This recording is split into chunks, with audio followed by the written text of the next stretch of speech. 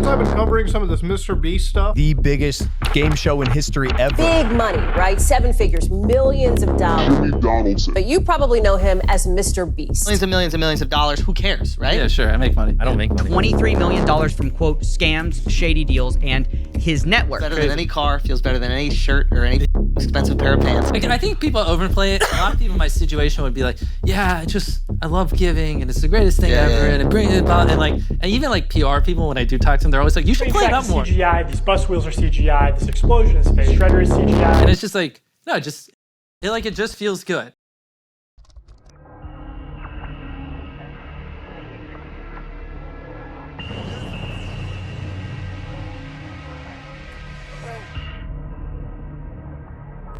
What do you want to be when you grow up? In 2024, the new normal answer that many children give to that question is, I want to be a YouTuber. Now, it's cool if you want to be a YouTuber in high school or middle school. Back then, no one gave a fuck. And much of the reason why is due to the wildly famous and successful YouTubers on the platform. YouTubers who've built empires for themselves and brands that make them out to be superhero-like figures. I'm gonna give away this $300,000 mountain of money to people in need. I am standing on $5 million. 3, 2,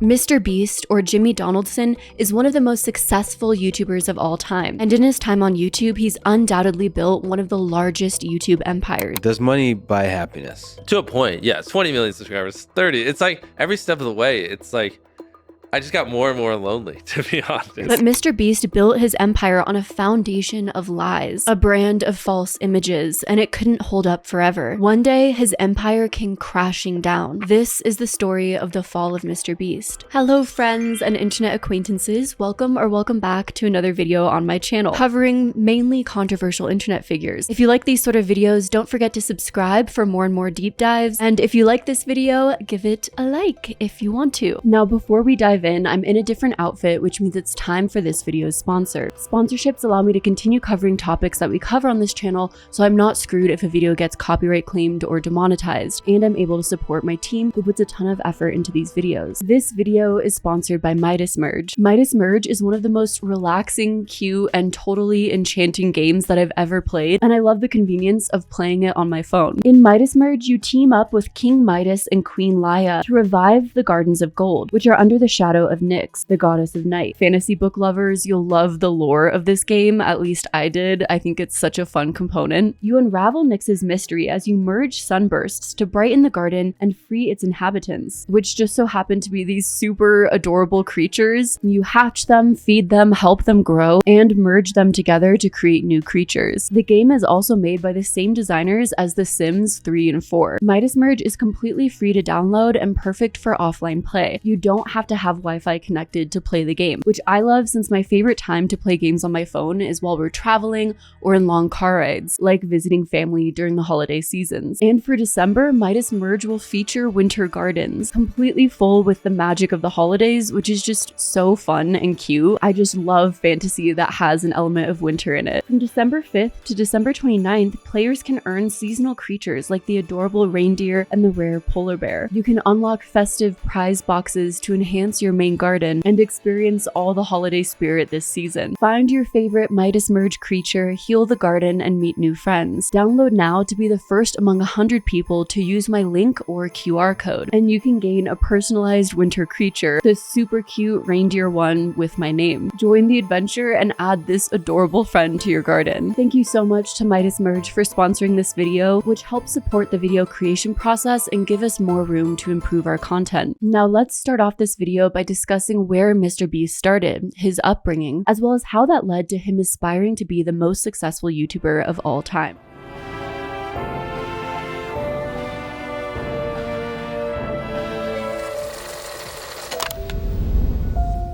MrBeast was born with the name James Stephen Donaldson, but later went by Jimmy. He was born on May 7th of 1998 in Wichita, Kansas. Jimmy's mother, Sue, was in the military and serving as a prison warden in Germany, and then ended up getting stationed at Fort Leavenworth. I'm a retired lieutenant colonel. I ended up being the first female prison warden for the DoD prison over in Heidelberg, Germany. Though today, Sue's career is much different. Sue works as MrBeast LLC's Chief Compliance Officer. COO. Sue seems like she works for Jimmy. She's like a head of compliance, okay?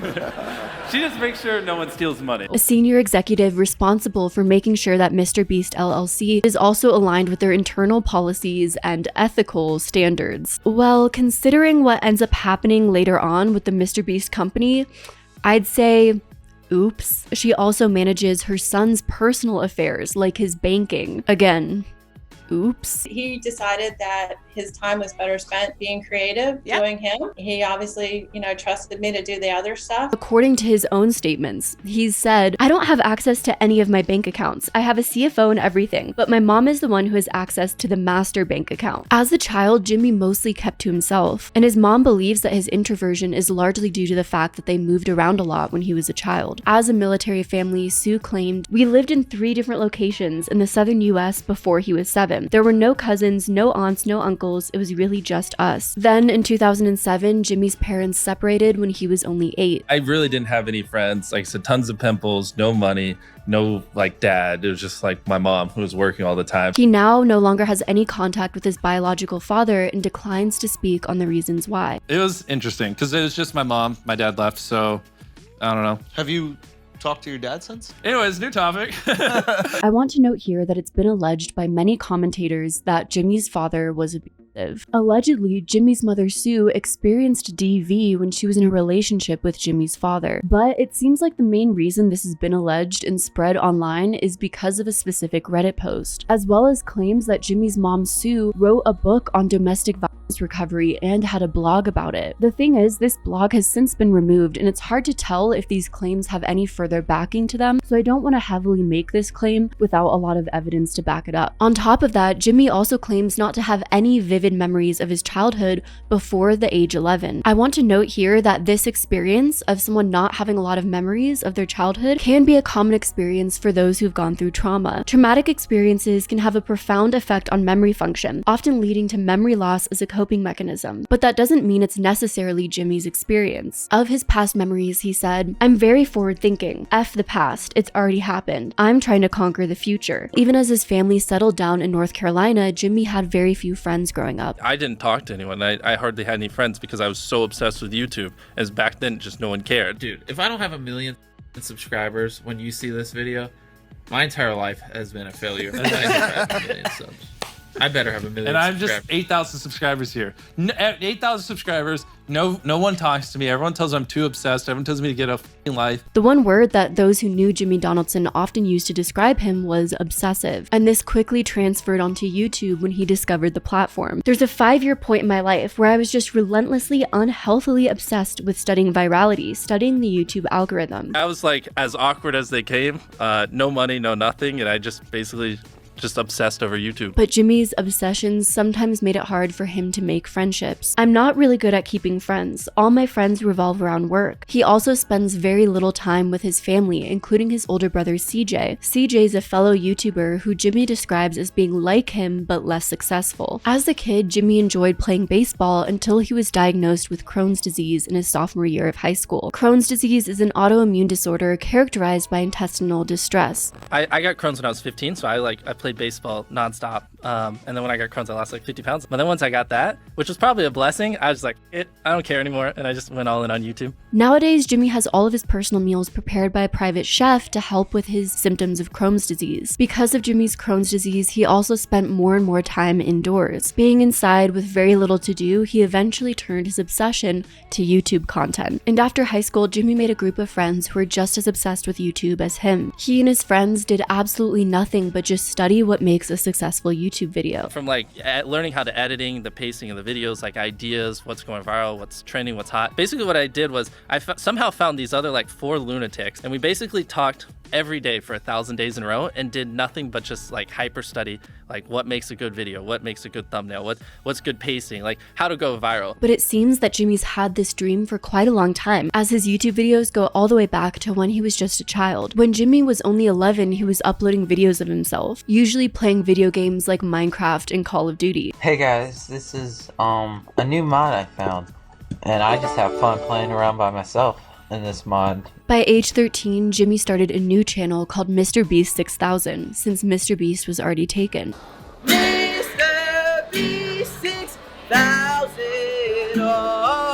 At first, Jimmy would make a bunch of random videos, seeming to try different trends and see what would stick, what was getting the most views. He did a lot of video game commentary and made videos estimating how much different YouTubers made on the platform. Today we're going to be talking about how much money YouTubers make. I see comments about YouTube money all the time, and most people have no idea what they're talking about. When it came to YouTube, it seemed like Jimmy was very obsessed with success and finances. A few of these video concepts stuck, and slowly MrBeast started gaining more subscribers and earning money from his content. MrBeast makes a good portion of his profit through brand deals. His pitch deck to different sponsors in hopes that they'll choose to sponsor his content shows the tens of millions of followers that he has across all social media. The pitch deck talks about how MrBeast is the most subscribed YouTube creator in the world, and also shows the previous brands he's partnered with, like Walmart, Current, Discord, Social Point, PayPal, YouTube, Crash, Epic Games, Coinbase, Microsoft, Honey, Verizon, Chipotle, NordVPN, TikTok. They then have a slide on the pitch called the Beast Consumer. They claim that 70% of their viewers are male, and the age distribution is 25% of viewers from the ages of 13 to 17 years old, 33% from the ages of 18 to 24 years old, 18% from 25 to 34, and 16% from 35 to 44. The average demographic is what, 13 through 17? Is that the biggest spike in your analytics? Well, I mean, mine's horse. It says like 18 to 24, but I know all my fucking viewers are little kids. And then I have like a fucking massive one for like the 40-year-old range because all the fucking idiots are on their parents' account. And he gained more and more success the more he experimented with his content, quickly realizing that if he made more and more outlandish videos,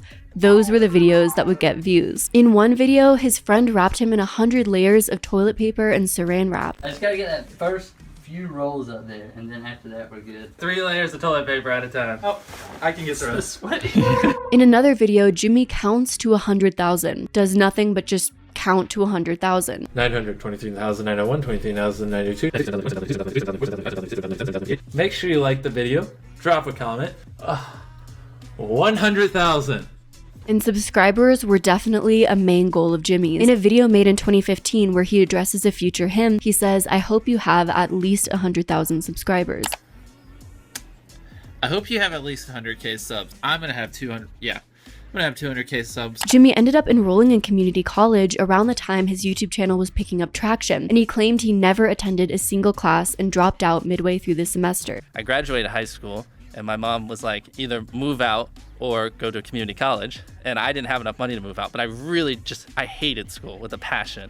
But she forced me to go to community college. I would act like I was going to community college, but I would just work on videos in my car and edit and stuff like that. I had straight zeros. And so now the clock had started, because once my mom found out, I was screwed. There's a lot of arguments, a lot of drama, but ended up working. Jimmy then moved into a duplex with his friend Ava Chris Tyson. Just around this time, Jimmy ended up reaching 750,000 subscribers. He also received his first brand deal, all of his dreams of being a successful YouTuber coming to fruition. When you end up boiling down the formula of a MrBeast video, it all actually seems quite simple. At their core, the premise of MrBeast videos is that numbers with a lot of zeros are impressive. Surviving 50 hours in Antarctica, why not 24 hours, which makes a day, or 48 hours, which makes 2 days, because it doesn't have a zero attached to it. Eating a $70,000 golden pizza, $500,000 game of tag, $1 million hide and seek, or 1 billion Christmas lights. All extreme numbers that shock people, but also eye-catching numbers that are easy to see. I was offered $5,000 for a video. I was like, double it, and I'll walk outside and I'll give it to a homeless person. I was like, $10,000 just looks better in a title. It'll get more views. My mom's like,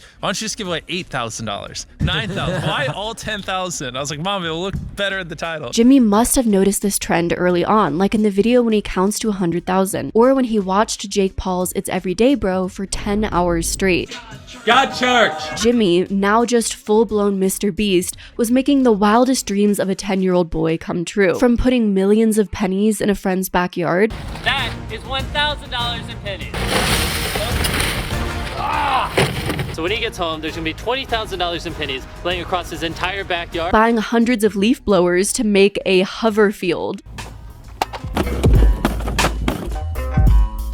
They were so influential, they started an entire YouTube genre called junk lord content, known for its extreme amount of waste. And today, we're talking about the most popular genre of video, on YouTube right now. I wanted to dive in a little deeper to address what I'm calling junk lords. Just getting millions of gallons of slime and just putting it in a pool. 100 million Orbeez in a backyard? He's burying his friend in Orbeez! There's so many Orbeez! Forbes published an article about this phenomenon, stating, with videos like dropping expensive things into 10 million Orbeez, smashing 30 iPhones with a hammer for science, and can 10,000 condoms stop a bullet? Wow, YouTubers really answering the important questions here, asking the things that need to be asked. YouTube creators are bragging about the pointless, extensive waste they generate, and yet tons of people view and love this content. And they're just throwing this in, just with reckless abandon. I cannot keep up with the amount of junk. If I had to bet, I would say at the end of this video, they probably do not show how they clean it up. Oh boy, he's just throwing garbage around his backyard like it's nothing. But the video that Jimmy says completely changed the MrBeast channel trajectory wasn't a junk lord content video. Instead, it was a video made in 2017 where Jimmy wrapped up $10,000 in cash and handed it to a homeless man. If you want to take it, it's about $10,000. I'm not joking. No. It's real. So, yeah. So, I have about 1 million subscribers, so I just wanted to do some good. You want to check out his YouTube channel? Allegedly, this act and the virality of this video after he posted it is what started MrBeast's journey into philanthropy content.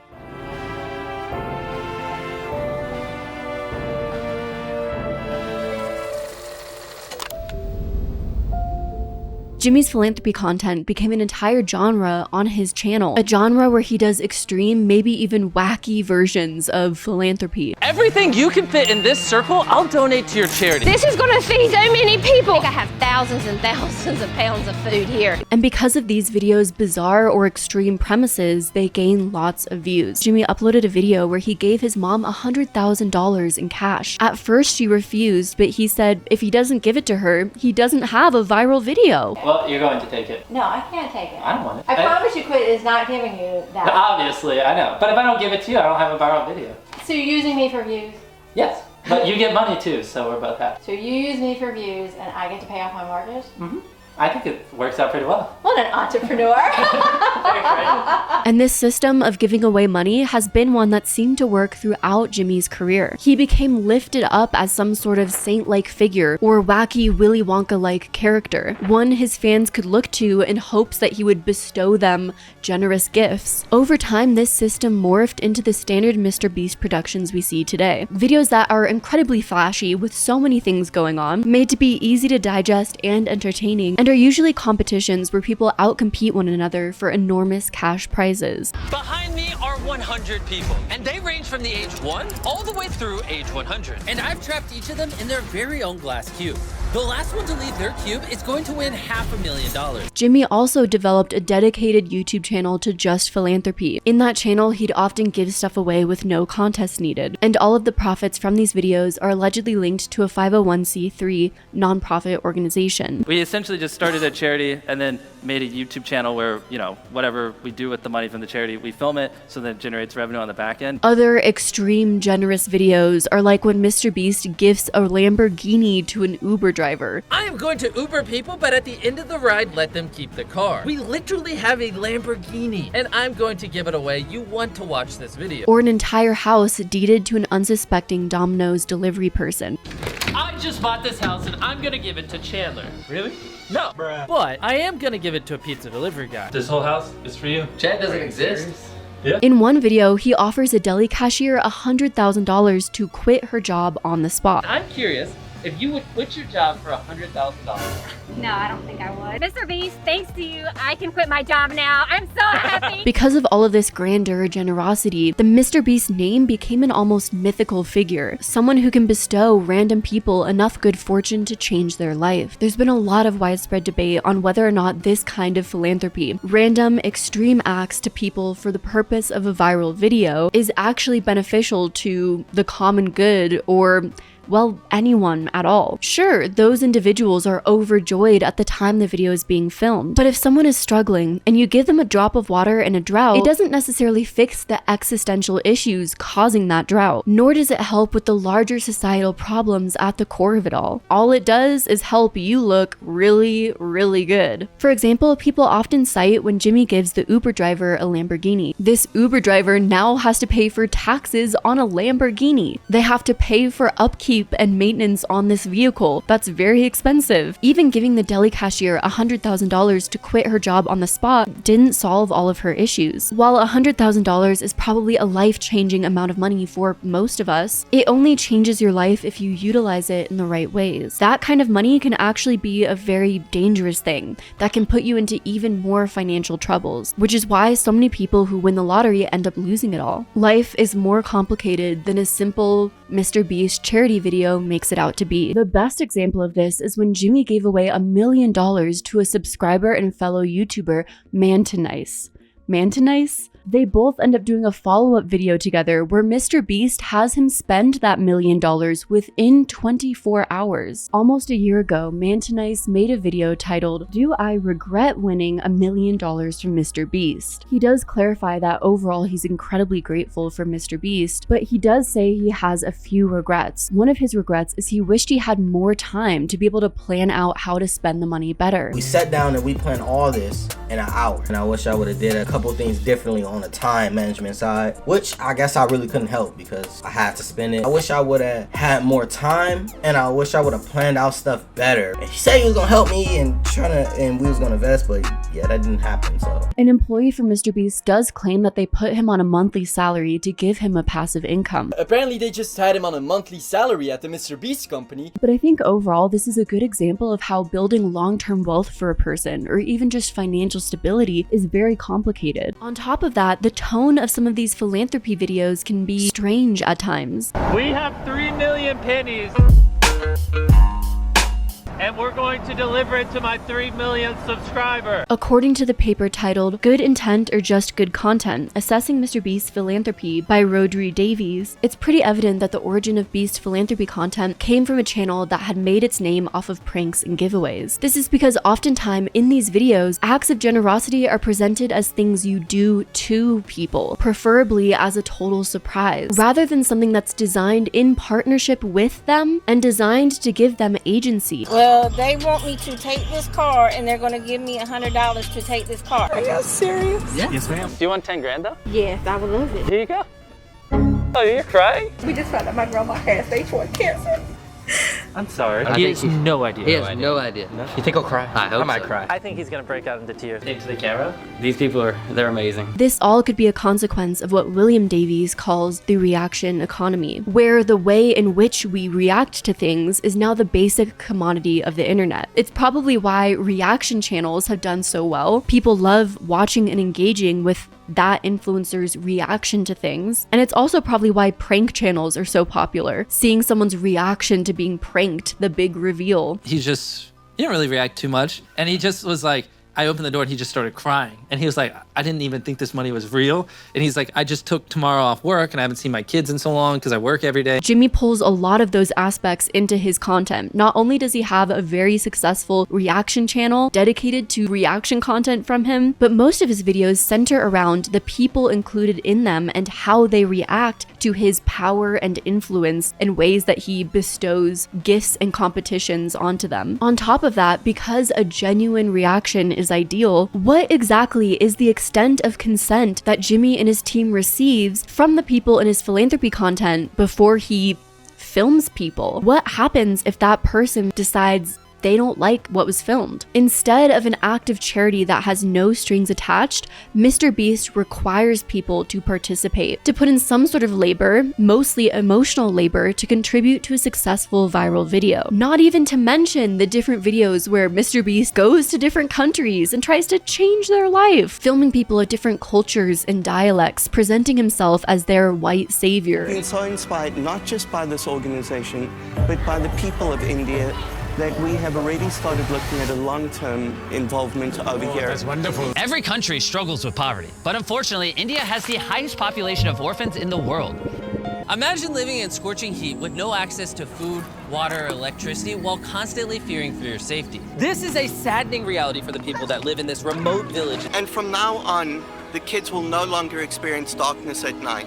We're kicking off this mission in Khayelitsha, South Africa, where we found an orphanage that needs our help immediately, or it faces the chance of getting shut down. Some experts argue that white saviorism, mainly by international development organizations in their fundraising, constitute human rights infringements and need to be taken more seriously. Overall, in MrBeast's philanthropy content, he's essentially filming people who've been dealt a bad hand or are at a low point in their lives. He shines a spotlight on them. It's all there within their reach if they participate in his YouTube video. I'm not saying our healthcare or housing situations are much better. I'm only asking, is the process that MrBeast puts those in need under through his philanthropy content, well, exploitative? It's so funny when they just like Twitter. It's Twitter of all the places where they just make crazy assumptions. No, if the camera wasn't there, or MrBeast is evil, and it's like only nice guys or people who want to look nice, they're all evil or whatever like things. It's like, what do you even mean by that? Jimmy's wildly successful empire was built off of flashy philanthropy YouTube content. Invest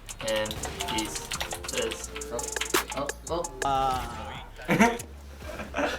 Is this real? Contests with lavish, expensive prizes and unsensible gifts. I bought this entire island. I have 10 challenges and we have 10 people. And the last one of you to leave this island keeps it. Ethical concerns arise when the act of giving becomes commodified, the purpose being to boost the creator's brand or revenue rather than solely help the beneficiary. Did anyone else see that sign drop? I guess hanging it up with duct tape doesn't work anymore. Essentially, the main issue with this sort of flashy philanthropy content is it creates a massive power imbalance. Jimmy has tons of power and control over the situation by being the heroic benefactor. On top of that, with everything being filmed by his team, edited by his team, with him having the final say in the cut, means he gets to choose the narrative. MrBeast recently responded to the topic of his philanthropy content possibly being exploitative. How do you feel about people who think that your videos unintentionally exploit vulnerable people for entertainment? I don't want to take advantage of people or use people. We try to, pick people who, don't really fit that bill, if that makes sense. Jimmy's answers in this interview are bizarre because oftentimes they never actually answer the question. Like in this case, Jimmy never really talked about whether there were any safeguards in place to protect people from being exploited, or what his production team does to gain proper consent to film people's reactions and entire lives for hundreds of millions of people to see. MrBeast mentions his video 1,000 Blind People See for the first time, saying that if people said they didn't want to be on camera, which he alleges happens often, they wouldn't film them, but would still pay for the surgery they needed. Like if someone's like, I don't want to be on camera, which this happened lots of times, we just be like, that's fine, you can still have the surgery, So let's examine the 1,000 Blind People See for the First Time video. On January 28th of 2023, MrBeast uploaded a video titled 1,000 Blind People See for the First Time. The video has accumulated over 186 million views. I've been subscribed to you for like 11 years. Really? Oh my gosh. Jeremiah has been blind in his right eye since he was born. The thumbnail is so creepy to me. These uncanny valley AI looking fake creepy smiles, the way MrBeast is looming over this lady in the thumbnail. The video premise is that MrBeast basically gives 1,000 people a 10-minute surgery for their cataracts, which drastically improves their vision. In the video, someone named Jeremiah was filmed as the bandages from his surgery were removed from his eyes, and you see his genuine reaction as he looks around for the first time since the surgery.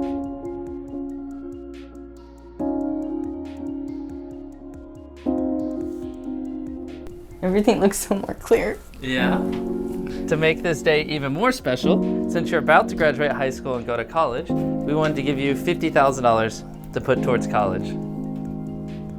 Even though 1,000 Blind People See for the First Time wasn't Jimmy's most viewed video, it gained a lot of traction outside of the internet ethosphere. The video became a huge talking point across multiple social media and news outlets. People just unsure exactly how they should feel about the video. There is something so demonic about this, I can't even articulate what it is. YouTube and TikTok creator LOL Overrule tweeted, "People tried defending MrBeast in the comments, saying things like, people don't seem to realize that in order for him to be able to keep helping people, he has to turn his charities into content, or he won't make the money he needs to keep helping people." That sort of seems like a snake that eats itself. In order to continue giving money to people, he has to exploit their entire personhood and struggles. And yeah, it may be simple and easy to look at MrBeast as a harmless do-gooder if you've never been put in that position before. But imagine if you were in a spot where you needed help from someone, and in order for that person to help you, they had to blast your entire situation to hundreds of millions of people. And also, why is it that so many people feel that they need to resort to this, being demeaned or exploited in a YouTube video in order to receive any form of help? Twitch streamer Hassan Piker said of the video 1,000 Blind People See for the first time, "You watch this video and go, ah, how cute, how nice. I watch this video and I'm filled with rage that we shut off access to a 10-minute procedure because we paywalled it and decided that some people just simply can't get it. It's so insanely frustrating that it's up to one YouTuber guy to decide to make content out of it that people who are too poor just can't effing see." That's insane. Anyway, sorry. It's just like a deeply, deeply frustrating concept. No, I was more mad about like the guy who couldn't go to work for 4 months because his eyesight is gone. MrBeast also tweeted something that somewhat addressed this situation in sort of as apolitical and neutral of a way as possible. "I don't understand why curable blindness is a thing. Why don't governments step in and help? Even if you're thinking purely from a financial standpoint, it's hard to see how they don't ROI on taxes from people being able to work again." To be fair to Jimmy, he's also worked with a lot of different organizations. In addition to MrBeast philanthropy, he also went viral for launching Team Trees in partnership with Arbor Day Foundation. You guys spammed me to plant 20 million trees on Twitter, Reddit, all over my comment section, so I made it happen. Today, we will be planting 20 million trees. He also then launched Team Seas. This is one of the dirtiest beaches in the entire world, and we're gonna pick up every single piece of trash. But interestingly, Jimmy didn't grow up with much of a passion for philanthropy or much exposure to it. His mother said Jimmy never participated in volunteer activities or even church community service. Jimmy doesn't even claim to have a deep emotional attachment to the causes that he posts about. I think people overplay it. A lot of people in my situation would be like, yeah, I love giving and it's the greatest thing ever. So what's his motivation for it all? Jimmy is very sensitive to questions about his motivations. What brings us happiness is winning and building companies, or it's just having money doesn't, you know? I have an entire channel built around my nonprofit that I've invested ungodly amounts of hours into building that I'll never see a single penny out of, he defensively claims when asked about his motivation. Though that's kind of a false truth, is it not? Jimmy has reaped massive benefits and become a very rich man off of his YouTube channels. You have become wealthy, and because you give, like, part of your work is giving away a lot of money. Even on his philanthropic channel, every aspect of that content is further contributing to his brand and image. But Jimmy is adamant he doesn't make his content for money or personal gain. Cue earlier in this video and throughout his entire career, where Jimmy's biggest interest is to gain as many subscribers as possible. So you're using me for views? Yeah. But money and success aren't motivators for him now? Interesting. You invest so much money into all the the show. money I make. I don't. Why do I need money? Jimmy claims to view money as a means to an end, a tool for him to utilize so he can completely dominate YouTube. But did you desire money, like when you were younger? I've always wanted money so I can make better videos, so I can grow my channel. Yeah. But it's like he's trying to deny that he's become a very rich person off of his content. You have the most brilliant way of saying that you make lots of money. I agree. You say, I make all this money, and then you're like, but I spend it all. Yeah. But you still get to say that you make it. There's been various figures that have floated around in regards to MrBeast's income. CNBC reported that MrBeast brings in $700 million a year but says he's not rich. Jimmy Donaldson rakes in hundreds of millions of dollars from his YouTube channel and food brand. CNBC reported that you were doing somewhere between $600 and $700 million. That's what they thought we would do this year. This year. Yeah. I reinvest everything. Jimmy has claimed to numerous people and media outlets that he reinvests everything he makes, all going back into his content. Let's be honest, you're gonna be the YouTube's first billionaire. Yeah. Is it happened? No. Actual cash, I'm probably the poorest person in this room. If I make $3-4 million a month, I just spend it on videos the next month. We literally like have razor thin margins and just reinvest it all. That's wild. Yeah, that's wild. It kind of sounds like this stupidest thing a business person could do, especially if you employ people across your multiple channels and companies, which of course MrBeast does. If you reinvested everything, your business would be so low on cash that it would completely collapse. How many employees then? I mean, across everything, over 100, I don't know. So that right there is just a flat out lie, in my opinion. Too ridiculous to be true, and something that only his 10-year-old audience would probably believe. Is that ever dangerous? Like, does a video ever not yield a return you're expecting where you're A like, lot. oh, this one hurt a Yeah, little a ton bit. of them. Yeah. Oh, you're spending $4 million on a YouTube video? Well, $4 million a month on videos, yeah. But these claims make it almost impossible to track how much Jimmy is actually profiting off of his YouTube content, compounded by the fact that his mom has control of his bank account. And it seems most news sources are just purely speculating when it comes to MrBeast's net worth. Celebrity Net Worth has MrBeast's net worth estimated at $1 billion, but an online paper estimated that at the age of 25, MrBeast had a net worth of $500 million. Then in November of 2022, it was reported that MrBeast was looking for investors to buy into his company at a valuation of $1.5 billion. In 2023, MrBeast's empire generated $223 million in gross revenue and was on pace to generate $700 million in 2024. And yet in 2022, Forbes estimated that MrBeast only brought in $54 million. We know that MrBeast is inherently rich. We know off of what he's claimed that he cares about the amount of subscribers he gets, that he cares about dominating YouTube. And yet Jimmy speaks on the matter as if he's just a humble soul, investing every penny he makes back into his philanthropy content, solely for the good of others. On top of that, MrBeast deploys other questionable tactics to try and keep all of his viewers engaged in his content. MrBeast often pitches the idea of subscribing to his channel as an act of charity. In one video in 2021, he tells his viewers, by literally hitting that subscribe button, you are taking 10 cents out of my pocket and giving it to people like we had in this video. This is Michael, a random subscriber. Basically, until the end of the year, every time someone subscribes to my channel, I'm giving away 10 cents. And Michael, 100,000 people subscribed, so I could give you this $10,000 in cash. And that $10,000 represents 100,000 subscribers. Jimmy, what happens if 50 million people subscribe? If 50 million people subscribe, Yeah. I have to give away $5 million.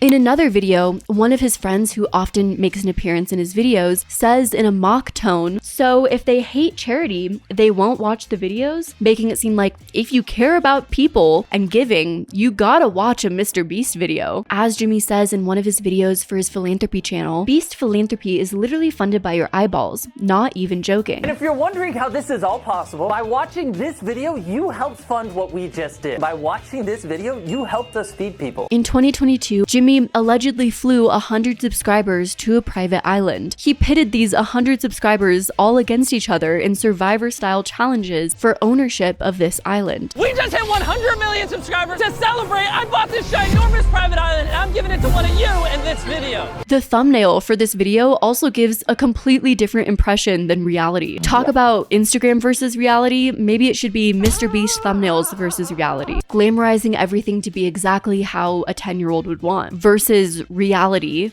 The real island. In May of 2023, a few months after the 1,000 Blind People See for the First Time video, MrBeast posted a video titled 1,000 Deaf People Hear for the First time. This is the first out of 1,000 deaf people that we're gonna help hear again. And she hasn't heard her mother's voice in 4 years.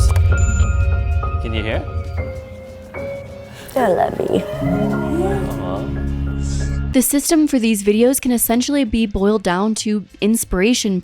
Inspiration is a term used to describe the portrayal of people with disabilities as objects of inspiration for non-disabled people. The term was coined by late disability rights activist Stella Young. The concept critiques how these portrayals can reduce individuals with disabilities to one-dimensional figures whose sole purpose is to inspire others. So in this case, we're objectifying disabled people for the benefit of non-disabled people, so that we can look at them and think, well, however bad my life is, it could be worse.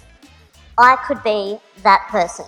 And it is objectifying. These images objectify disabled people for the benefit of non-disabled people. You know, they are there so that you can look at them and think that things aren't so bad for you, to put your worries into perspective. Through doing this type of content, deploying these types of tactics, MrBeast just learned how to make more and more money for himself, put himself on a higher pedestal, and then sell all of that in a pitch to potential sponsorships. But no, money is not a main motivator of his. Jimmy, please. In 2023, YouTuber Jacksepticeye criticized MrBeast for ruining YouTube, saying that the culture of YouTube has now become more about views, money, and popularity than about having fun. If MrBeast had fun doing these videos, they'd be longer. We'd see the fun. At the time, plenty of MrBeast fans defended him, but Jacksepticeye's comments are aging pretty well. MrBeast essentially created an extremely profitable system on YouTube, mainly through engaging his audience, making them feel involved with the content, and also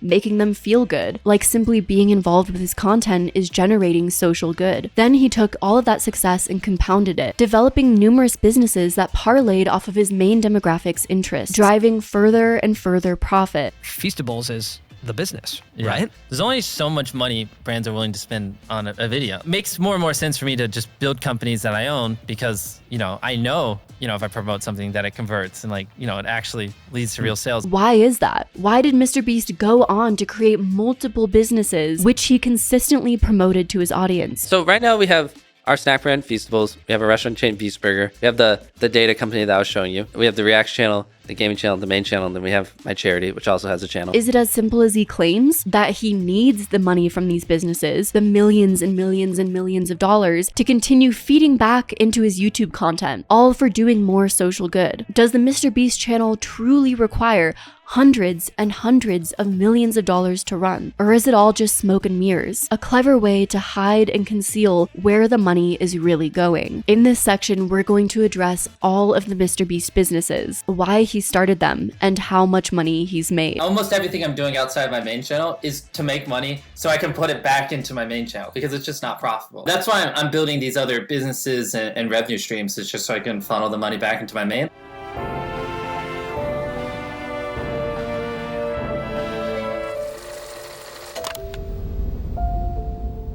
Towards the end of 2020, Jimmy launched a virtual fast food brand called MrBeast Burgers. MrBeast, whose real name is Jimmy Donaldson, has more than 100 million subscribers, and now he's got a burger joint. We're now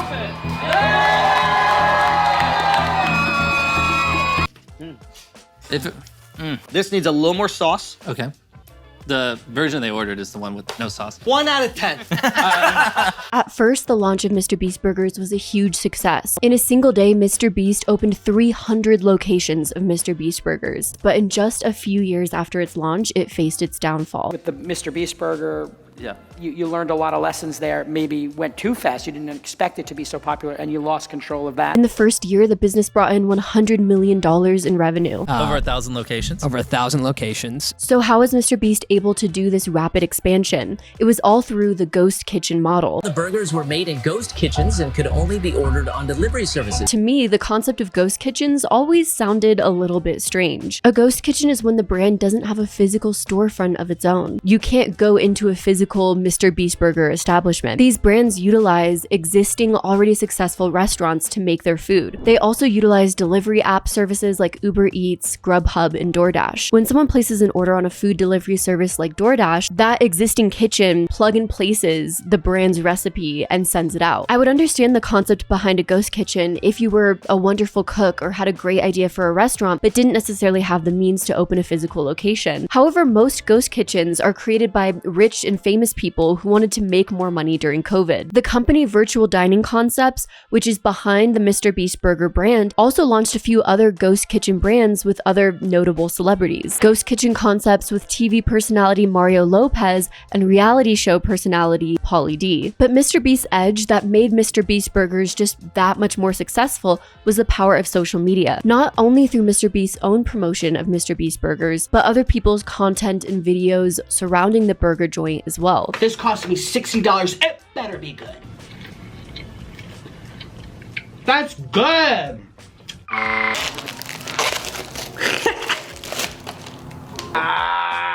Which one was your favorite? The crisp burger was good. It had so much potential, just needed a bit of sauce. You went for this. Just cheese and bread, really. Jimmy also often put MrBeast Burger logos in his thumbnails. This essentially was like a virtual billboard, advertising MrBeast Burgers to hundreds of millions of people, literally. He also talked frequently about the product, promoting it to his audience and tying himself with the brand. She just delivered our food. If you're wondering what we ordered, it's Beast Burgers, available nationwide. A business typically has its own brand, a promise that it makes to its customers. Instead of doing this, social media stars who want to develop a brand just end up tying in their own personal brand with the product. So in the end, the only unique offering that their brand has is that it's tied in with their name. MrBeast Burgers is probably a warning to not do that, because it may have just led to the downfall of MrBeast Burgers. The main pitfalls of this is the brand wasn't hyper-focused on quality, and it expanded way too rapidly to encompass all the areas that MrBeast subscribers lived in. The quality couldn't keep up with the strain and pressure to expand. I have to say, for a beef style burger, it's just okay. You know, nothing really stands out for me. No beefy-licious essence. You know, I feel like they didn't season the beef patties at all. It was very plain, very neutral, very boring. To be honest, it kind of has an interesting smell, almost like a cheap grocery store smell. So, quality control issues emerged really quickly. Some customers received raw burgers, and other customers found their burgers burnt. He said that is the Beast Burger. We Look can how use- small that patty is. And then how much was this, Sam? It's like 11 or 12 11 or 12. He said this is a double burger. Look at the size of it. Look how small it is. Am I crazy? Am I crazy? That is wild. The consistency that customers would expect in a brand, particularly in the food industry, was just not there. So eventually, the unpredictability of the product eroded customer trust and loyalty. Sure, if you're an influencer, you can get your audience to buy a product from you because they like you. But will they return? Not if the quality is unpredictable or if it just sucks. Like, is there a retention strategy? At the restaurant? Yeah. Well, hopefully it's just the food's amazing. You know what I mean? Now, these are the Beast fries. It looks like they just slapped a piece of Kraft cheese on there. Yeah, everything here is like basically about $10 for each item, and everything's not really worth it. Food's amazing. So with MrBeast Burgers, there was a rapid decline in overall customer satisfaction, and there were less and less repeat customers. The decline in MrBeast Burgers got even worse when Jimmy's partnership with Virtual Dining Concepts went south. In July of 2023, MrBeast filed a lawsuit against Virtual Dining Concepts. The reason being that the poor food quality from MrBeast Burgers was damaging his reputation. Then Virtual Dining Concepts countersued. They accused Jimmy of breaching their contract and interfering with business operations. Virtual Dining Concepts claimed in the lawsuit that Jimmy Donaldson used bullying tactics in order to escape from his existing contractual obligations without sensible reasoning. They also said that he elevated greed over his word and the truth. In a now deleted tweet, MrBeast said that quality control issues with MrBeast Burgers was hurting his image, but that shutting the business down entirely was out of his hands. The company I partnered with won't let me stop, even though it's terrible for my brand. MrBeast Burger, you kind of loaned your name Yeah. to it, and it didn't have the same quality control. Yeah. Well, that one I can't talk about, but Oh, yeah. okay, no problem. I was wondering. Yeah. It seems like overall, MrBeast Burger is floundering and reached a stagnation, especially as the multiple lawsuits, which themselves admit to the poor quality of the product, are pending. 2 years after launching MrBeast Burgers, Jimmy launched Feastables, a snack company, in 2022. The first product that Feastables launched were chocolate bars. Buy Feastables. Hey, so I can afford my videos right now. I don't make money. What do 10-year-olds love? Candy bars. So why don't we give them more of what they love, but with the MrBeast brand, image, and name behind it? Feastables chocolate bars also claim to be a healthier alternative to other chocolate bars on the market, with simple ingredients like organic cocoa and cane sugar. It's supposed to be a more natural alternative to traditional candy bars, Try to just take categories and make healthier products than what's out there. but also a much, much worse tasting one, as someone who tried a Feastables bar once. Other food critics and content creators have also tried the chocolate bar and have been seemingly underwhelmed. I got all the Feastable chocolates. Let's try them and rank them 1 to 6. I'm gonna be completely honest. Totally not biased, because if it sells more, I make more money. I'm gonna be honest, and I hope Jimmy is sitting next to me and not getting his feelings hurt. Let's do it. It's a little too sweet. I'll live with that. It's not bad. It is a lot sweeter than what I would like, though. Here, I got it. Here. All right, this is our Crunch Bar. Okay. This is the one you believe in? Yes. It's not crazy, Jimmy. No? No. You don't like Crunch Bars? I do like Crunch Bars, but again, it is. I agree. I agree. You know, you are so right. I'm gonna slam this chair. Hershey's sucks. Can I flip the table to end it? do whatever you go down there with. During its inception, the brand Feastables raised $5 million at a valuation of $50 million from investors. People who never would have bought chocolate in Walmart are walking to the chocolate aisle specifically to buy Feastables. You're creating a new market. Exactly. Yeah. I'm bringing new customers to the aisle. It's just like dumb not to have me there. It's like, you know, literally incompetence not to put our bar there. The CEO for Feastables, Jimmy Murray, different Jimmy, claimed that when first starting out Feastables, MrBeast was fascinated with studying the metrics behind the product. We've been texting frequently, talking about high-level strategy of the business and looking at different designs. But again, I don't make money. Money isn't the sole focus of Jimmy's. When it is in the videos, which is now almost every video, right? Yeah.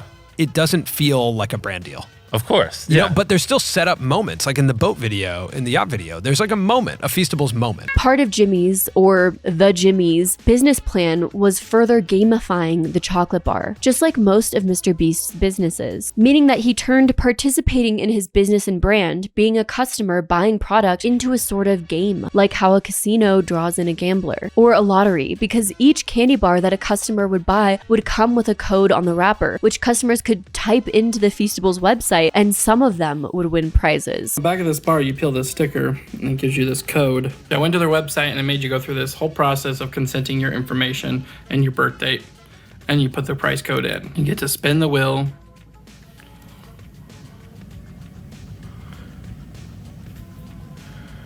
You want a mystery video for MrBeast. Click to watch. He's teaching children to gamble through buying chocolate bars. So they're having a bunch of candy and using that candy to gamble. And yet this guy has the good guy brand image. We're in the chocolate aisle at Walmart, and we're gonna give the next person to buy our chocolate bar Feastables 10 grand. Every day for the next 30 days, one person who buys Feastables and scans the QR code will win $10,000. As a reward for buying our chocolate bar, here's $10,000. They don't play with me. Allegedly, some of the prizes from the launch were a Tesla and a lifetime subscription of chocolate from GoPuff. We went out, we bought 10 Teslas, loads of cash, and all these prizes you see on the screen. And prizes aside, unlike Hershey's, these bars only have 4 to 5 ingredients and just genuinely taste good.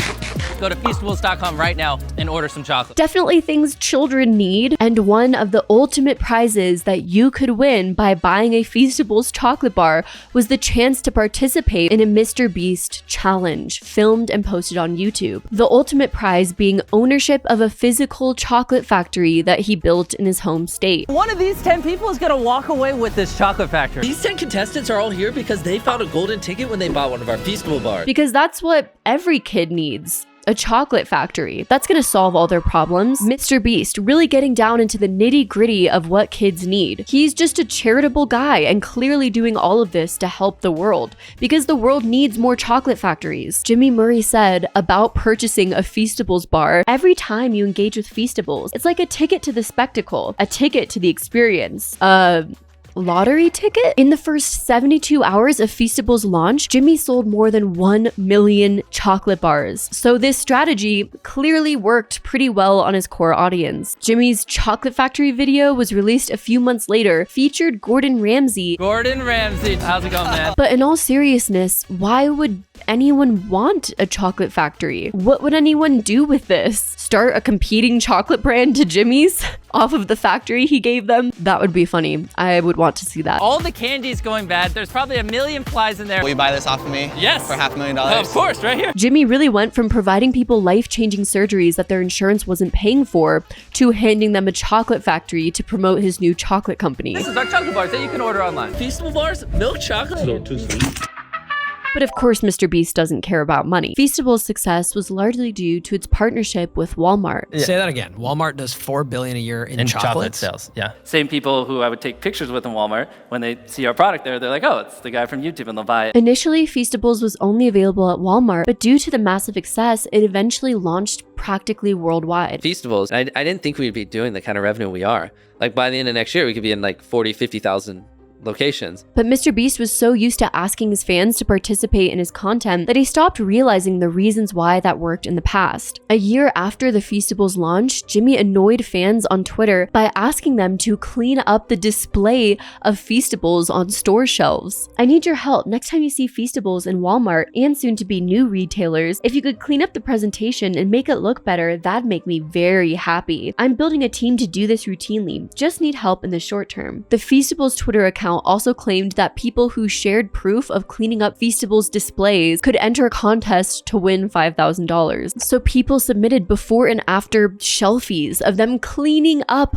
MrBeast's display for him. Subsequently, Jimmy was criticized for exploiting his fan base for unpaid labor. Probably child unpaid labor. What a charitable guy. But no, MrBeast doesn't care about money. Because Jimmy took advantage of free labor when he could, you can start to see how he ended up being accused of poor labor practices by his own employees later on. Feastables seemed to be the most successful and long-lasting business venture of MrBeast. Eventually, he tried to emulate this model, creating more food products aimed at a child demographic, trying to be the more healthier option of already popular children's food items, with the face of children's favorite YouTube creator plastered all over it. This year, 2024, just a few months ago, Jimmy announced a new partnership, a joint venture, with fellow YouTube creators Logan Paul and KSI. This new venture was called Lunchly, an alternative to Lunchables, and were virtually just pre-packaged meal kits marketed to children. Perhaps you are familiar with this product.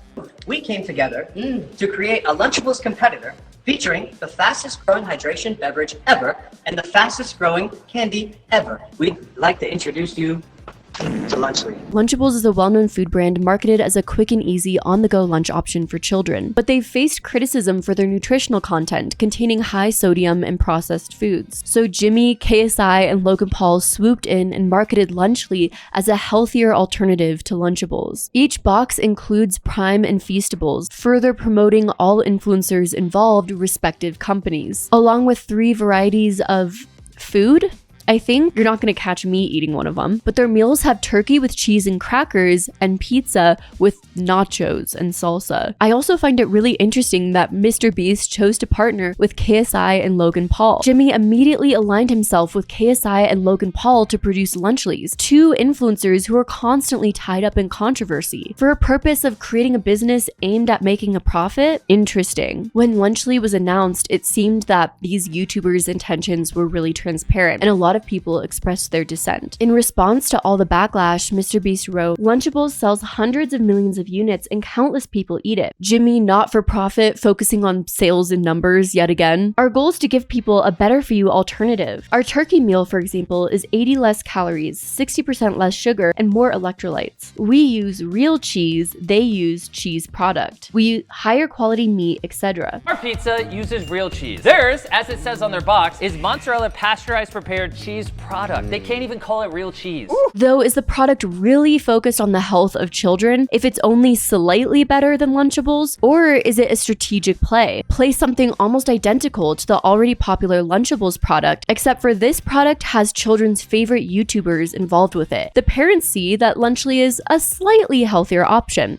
What do you think they choose? Also 30 less calories, 3 less grams of fat, and 8 less grams of sugar. Turkey stack 'em! 310 calories. 230 calories. 21 grams of sugar. Only 7 grams of sugar. Dan TDM, a prominent Minecraft YouTuber who has a mainly child audience, spoke out against Lunchly. "What happened to YouTubers, man? I can't not say anything anymore. This is selling stuff for the sake of making money. Simple. How does this benefit their fans? This is selling crap to kids who don't know better than to trust the people who are selling it to them. Do better." The creators involved with Lunchly all responded to Dan. KSI wrote, "Some dumbass YouTuber said this exact same thing to me the other day. Rather than complaining, crying, and trying to cancel a YouTuber for creating a product, here's an idea. If you don't like a product, just don't buy it. Simple." People just hate us. People just hate us. People hate Logan Paul, okay? They hate MrBeast, and they hate me on Twitter, okay?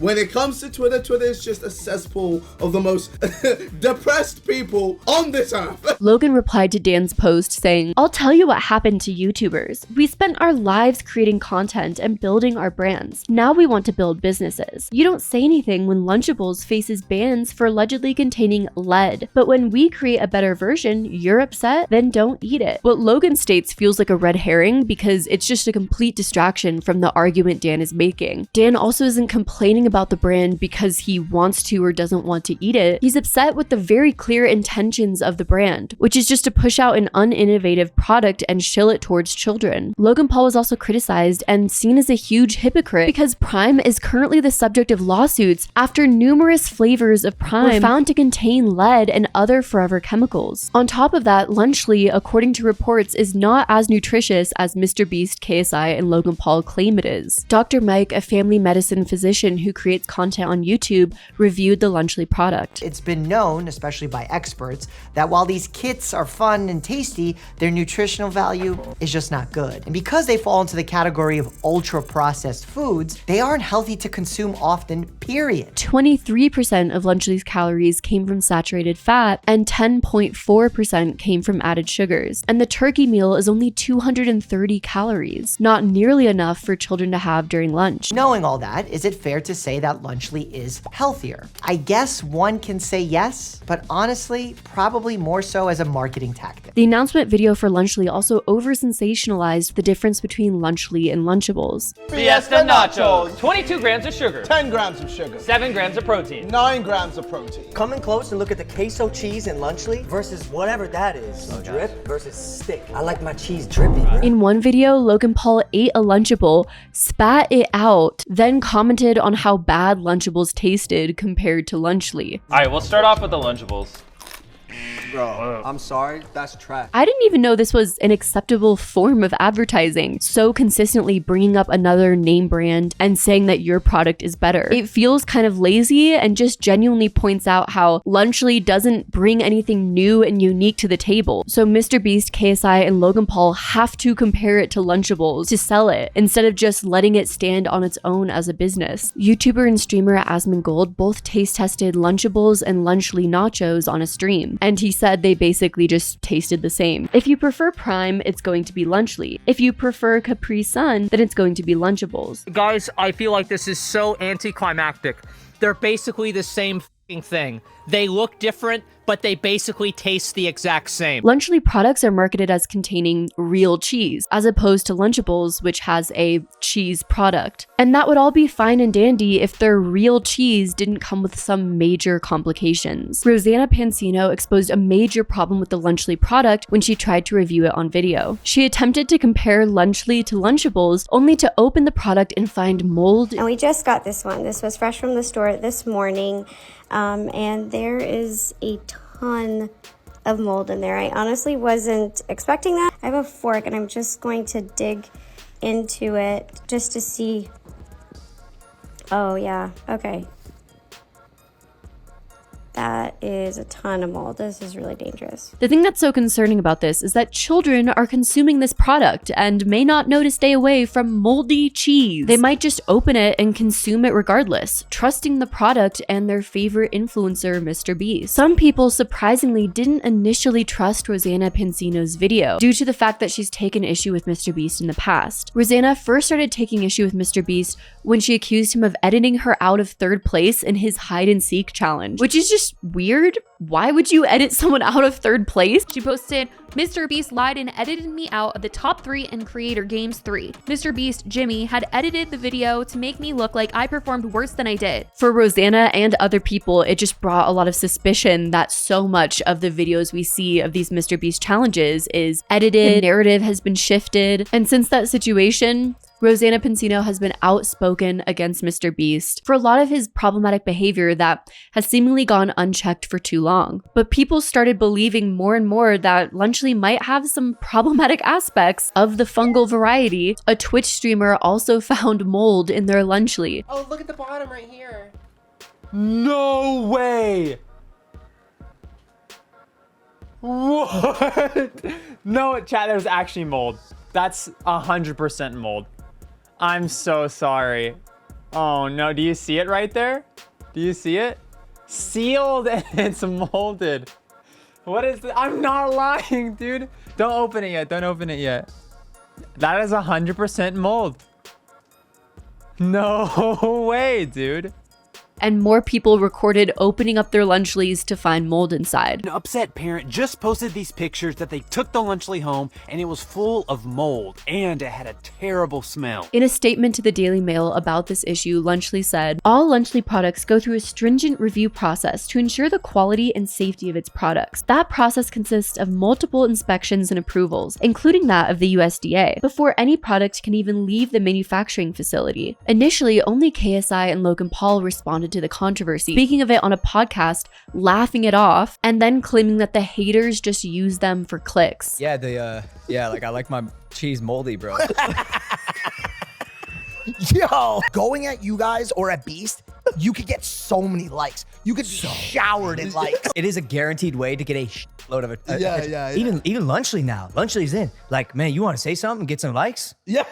Just tweet about Lunchly. I'm so sick and tired of that lame ass excuse whenever an influencer gets into controversy. It's just they're haters. Not only does it feel incredibly self-centered to take people's criticisms of you and instantly brush it off as they're just flawed, they're haters, I'm perfect. In a way, I wish I had just a semblance of that self-confidence and self-belief, because they clearly believe they're untouchable, they're perfect. So if anyone doesn't like what they're doing, that's just a hater. A lot of the people who found mold in Lunchleys bought the product first. And if there was no mold in the product, they probably would have been happy with it, and you guys probably would have gained a customer. Lunchly, up. There's clearly mold in some of the Lunchly products. MrBeast recently also responded to the mold in Lunchly claims and continued spreading the narrative that they quality check, that there shouldn't be any mold, seemingly operating on a different realm of reality than what people are experiencing. The mold thing, here's the thing. Every single Lunchly with cheese meat is USDA inspected. There is no mold when it leaves our factory. There are variables that we just can't control, and that's why every single product in that section,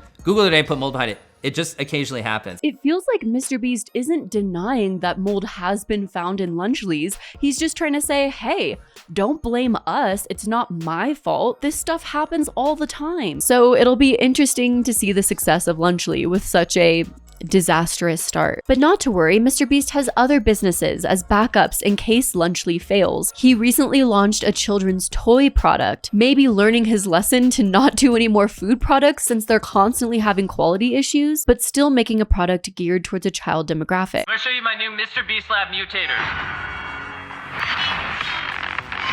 MrBeast Lab mutators, each sold separately. MrBeast started a toy line along with Moose Toys called MrBeast Labs. Launch my brand new toy line, MrBeast Labs, and then have a fellow scientist shake it. This bad boy is 6.5 inches tall. And MrBeast heavily promoted these toys in a ton of his new content. Hey, Future Jimmy here, and I'm gonna tell you about my brand new toy line, MrBeast Lab Swarm. You kind of wonder if the children watching MrBeast content differentiated when he talked about his toy line as an advertisement placement, because a lot of these advertisements were made to look like real and engaging videos. And to demonstrate the product, I made this giant life-size version of the Swarms tube. Then you pour out the water, do the honors, Joel.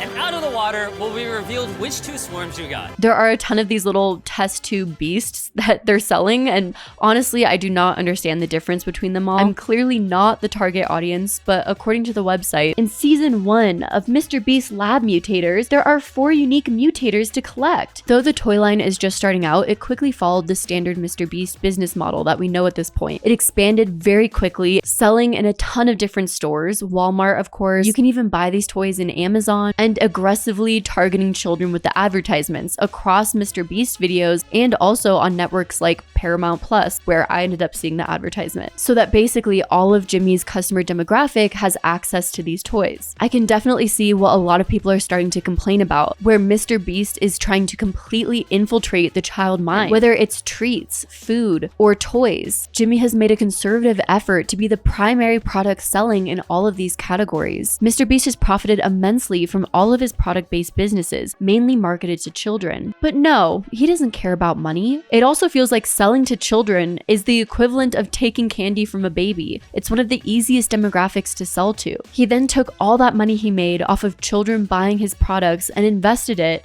into crypto scams. Rosanna Pansino released an expose video accusing Jimmy of participating in illegal activity. Jimmy is seen with a group of people while allegedly playing Bust-A-Bit. Bust-A-Bit is a Bitcoin gambling platform that is illegal for US residents.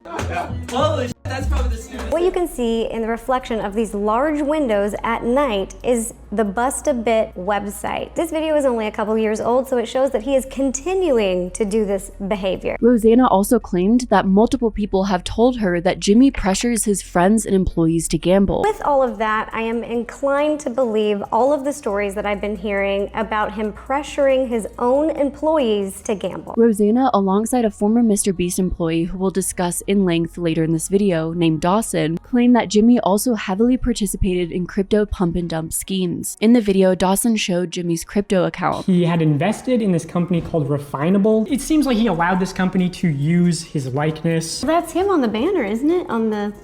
Yeah, that's definitely him. He was certainly letting them use his brand to promote this cryptocurrency. I do have his crypto account, and it did receive $560,000 in refinable tokens. And soon after this snowballed into serious allegations of Jimmy's crypto dealings. The main claim being that Jimmy allowed companies to use his likeness to promote their cryptocurrencies. This increased said cryptocurrency's value on the market, and then once the cryptocurrency reached its height, organizers sold their holdings to make a substantial profit. A couple months later, he did invest in another project called XCAD with KSI. Checked this crypto account, and once again, 2 months after receiving $277,000 in XCAD, he sold it all. There was a groundbreaking report shared by online investigators Soma XBT, and then backed up by several blockchain experts that accused MrBeast of participating in countless rug pulls of various crypto tokens. So me and Logan both bought punks. Gary V, it's like 11 p.m. just out of nowhere, just calls me and he's like, yo, I got like 30 people to call, hop in. I'm like, I don't care. He's like, it'll be the best decision of your life, just get in. According to Google, because I'm lazy and this is a simple explanation, a rug pull is a cryptocurrency investment scam where the developers of a project abandon it and take the investors' money, leaving them with worthless tokens or no money at all. The term comes from the idea of pulling the rug out from under investors. In the case of influencers like MrBeast, the investors are his young and often naive audience. The reason why crypto influencers can be so insidious is they will market these coins to their audience, who often look up to them and trust them, especially in the case of someone like MrBeast, who branded themselves as a trustworthy, charitable guy. That influencer posts on social media that this next crypto coin is going to be the big thing. It's going to make them so rich. And the audience, trusting them, all invests in that coin, driving up the price of the coin. That influencer invested in the coin much earlier, before they promoted it out, when it was at a very low price, meaning that getting all of their audience to invest in the coin greatly drove up their own investments. Then they pull out, leaving everyone else who invested completely in the dust, taking away immense amounts of profits, all off of goading their fans to invest in it in the first place. And if you've been watching my channel long enough, you probably know this is very reminiscent of a pyramid scheme. Millions and millions of dollars, who cares, right? Yeah, sure, I make money. I don't make money. Because it's so much money you make. I don't know where you're going. I just had this theory Bernie like... Madoff. What? Well, hopefully the Ponzi scheme never implodes. Ponzi schemes are great up until they just go bust.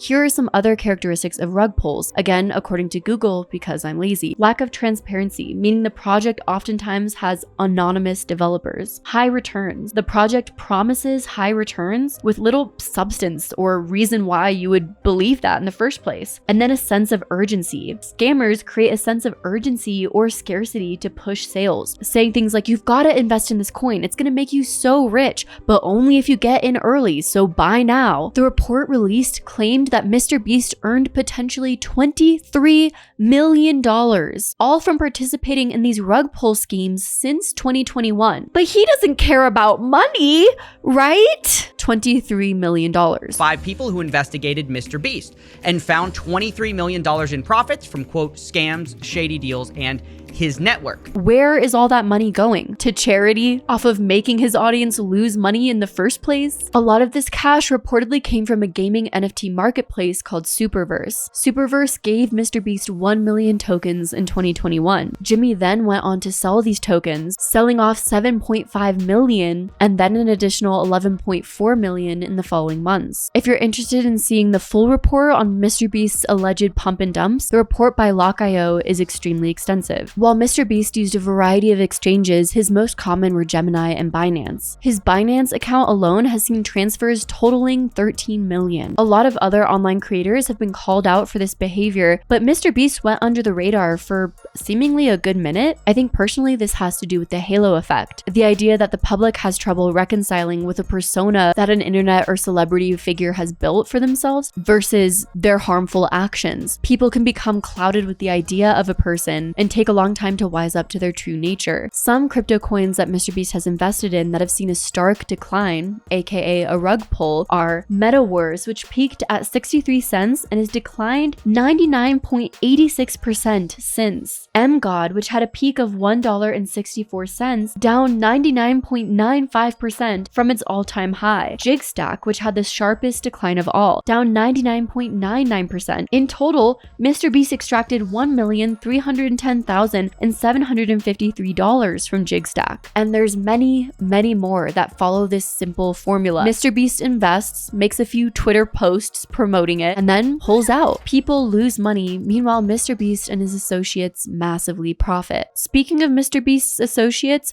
there are a few people that Jimmy has associated with that have partaken in these rug pulls. Namely KSI, who also participated in Lunchly, so it seems the two are very comfortable doing business with one another, and the crypto investor Alex Becker, who's been captured hanging out with MrBeast in the past. Alex Becker and MrBeast were both early investors in the crypto coin MGod. MrBeast had sent Alex Becker a transaction of 14,540 ERN. The same position would be worth 900k a few weeks later. KSI has invested and promoted multiple coins that MrBeast also invested very early in, and then subsequently pulled out from. KSI and MrBeast were both involved in promoting and marketing the coin Super. They not only both invested in XCAD or XCAD, but were seemingly the faces of it. The coin's social media is promoting that they both had invested. The coin Jigstack, which KSI promoted frequently and MrBeast invested in. Polychain Monsters, now renamed Protocol Monster Labs, KSI promoted frequently and MrBeast invested in. A lot of people have theorized that basically Jimmy partook in insider trading, but that is a hefty claim. At the very least, there was a sort of synchronized rug pull that took place. MrBeast and his buddies all colluding to invest in certain coins, promote them to their immense audience, and then dip out, making as much money as possible. I don't make money. But MrBeast doesn't care about money. He's a charitable guy, just wanting to do good on this planet. Don't all of his claims earlier about philanthropy and charity just feel like a slap in the face? Jimmy and his team have repeatedly claimed that it wasn't Jimmy who was running this crypto fund, that he gave control over to someone else to manage all of the transactions. I was like, oh, this fund is led by someone who knows what he's doing. Here you go. Just because Jimmy put someone in place to manage his crypto wallet doesn't mean that he didn't have a say on what transactions took place. The onus is still on him for these transactions that he directly profited from, promoting to his audience and then pulling from. All this exposes is that the onus may not just be on him. Jimmy has tried again and again to claim he had no idea what was going on with this wallet, while simultaneously setting up pre-sale transactions and promoting certain coins to his audience. Like, for example, the coin Super, which Jimmy promoted and pre-invested in. The tweet that he responded to was, "There's a gym on the market at eye-watering prices." No coin is mentioned. So they're basically saying, like, there's this incredible play you could make on the market. And Jimmy's response to the guy he got in the pre-sale with is Super, and he doesn't disclose, one, that he set up a pre-sale and he's like in before anyone else, right? Millions of dollars, he's in. Two, that his fund had been selling and continued to sell after that tweet. Jimmy set up the Super pre-sale thing. That is such a big deal. In his whole thing about like, oh, I barely had anything to do with the fund. The most profitable trading decision this fund ever made was set up explicitly by MrBeast Jimmy Donaldson. Clearly, there's some feigned naivete happening here. Jimmy profited millions of dollars, yet he pretends he's some dumb, bumbling baby who has no idea what crypto even is. So that was the majority of the MrBeast business empire. Of all the businesses that Jimmy started, who is the person behind them? Because Jimmy only shows up briefly in videos, leaves carefully crafted responses in interviews. There's a lot of ways to measure a person. who they surround themselves with, jokes they make, how they spend their time, what their values are. Ultimately, we'll never know who the real Jimmy is, but there's a lot of ways to glimpse it. The businesses Jimmy started and the empire he built shows what he wanted to achieve for himself. But who is the person behind the empire, and what will be left when it all comes crashing down? Let's discuss Jimmy and his associates behind the camera.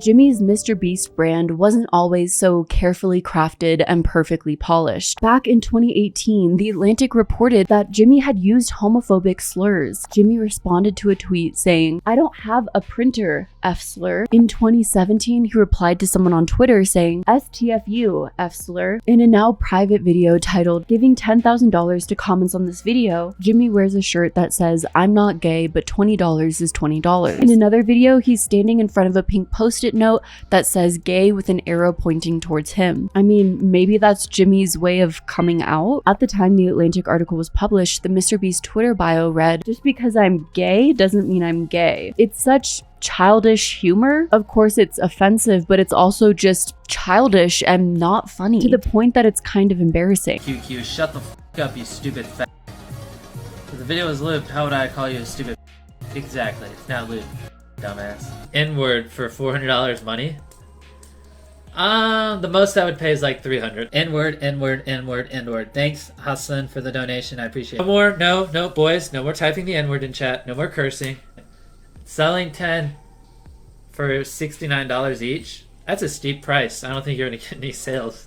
I'm kidding. The Atlantic contacted Jimmy to give him an opportunity to put his statements in some sort of context or provide some sort of apology or explanation, but he showed no regret and no remorse. "I'm not offensive towards anyone. I'm not offensive in the slightest bit in anything I do. I'm just going to ignore it. I don't think anyone cares about this stuff. I didn't know that Jimmy Donaldson spoke on behalf of the entire LGBTQ community, but go off, I guess, King." He then asked The Atlantic if they could simply run a positive article about him, not including his use of slurs.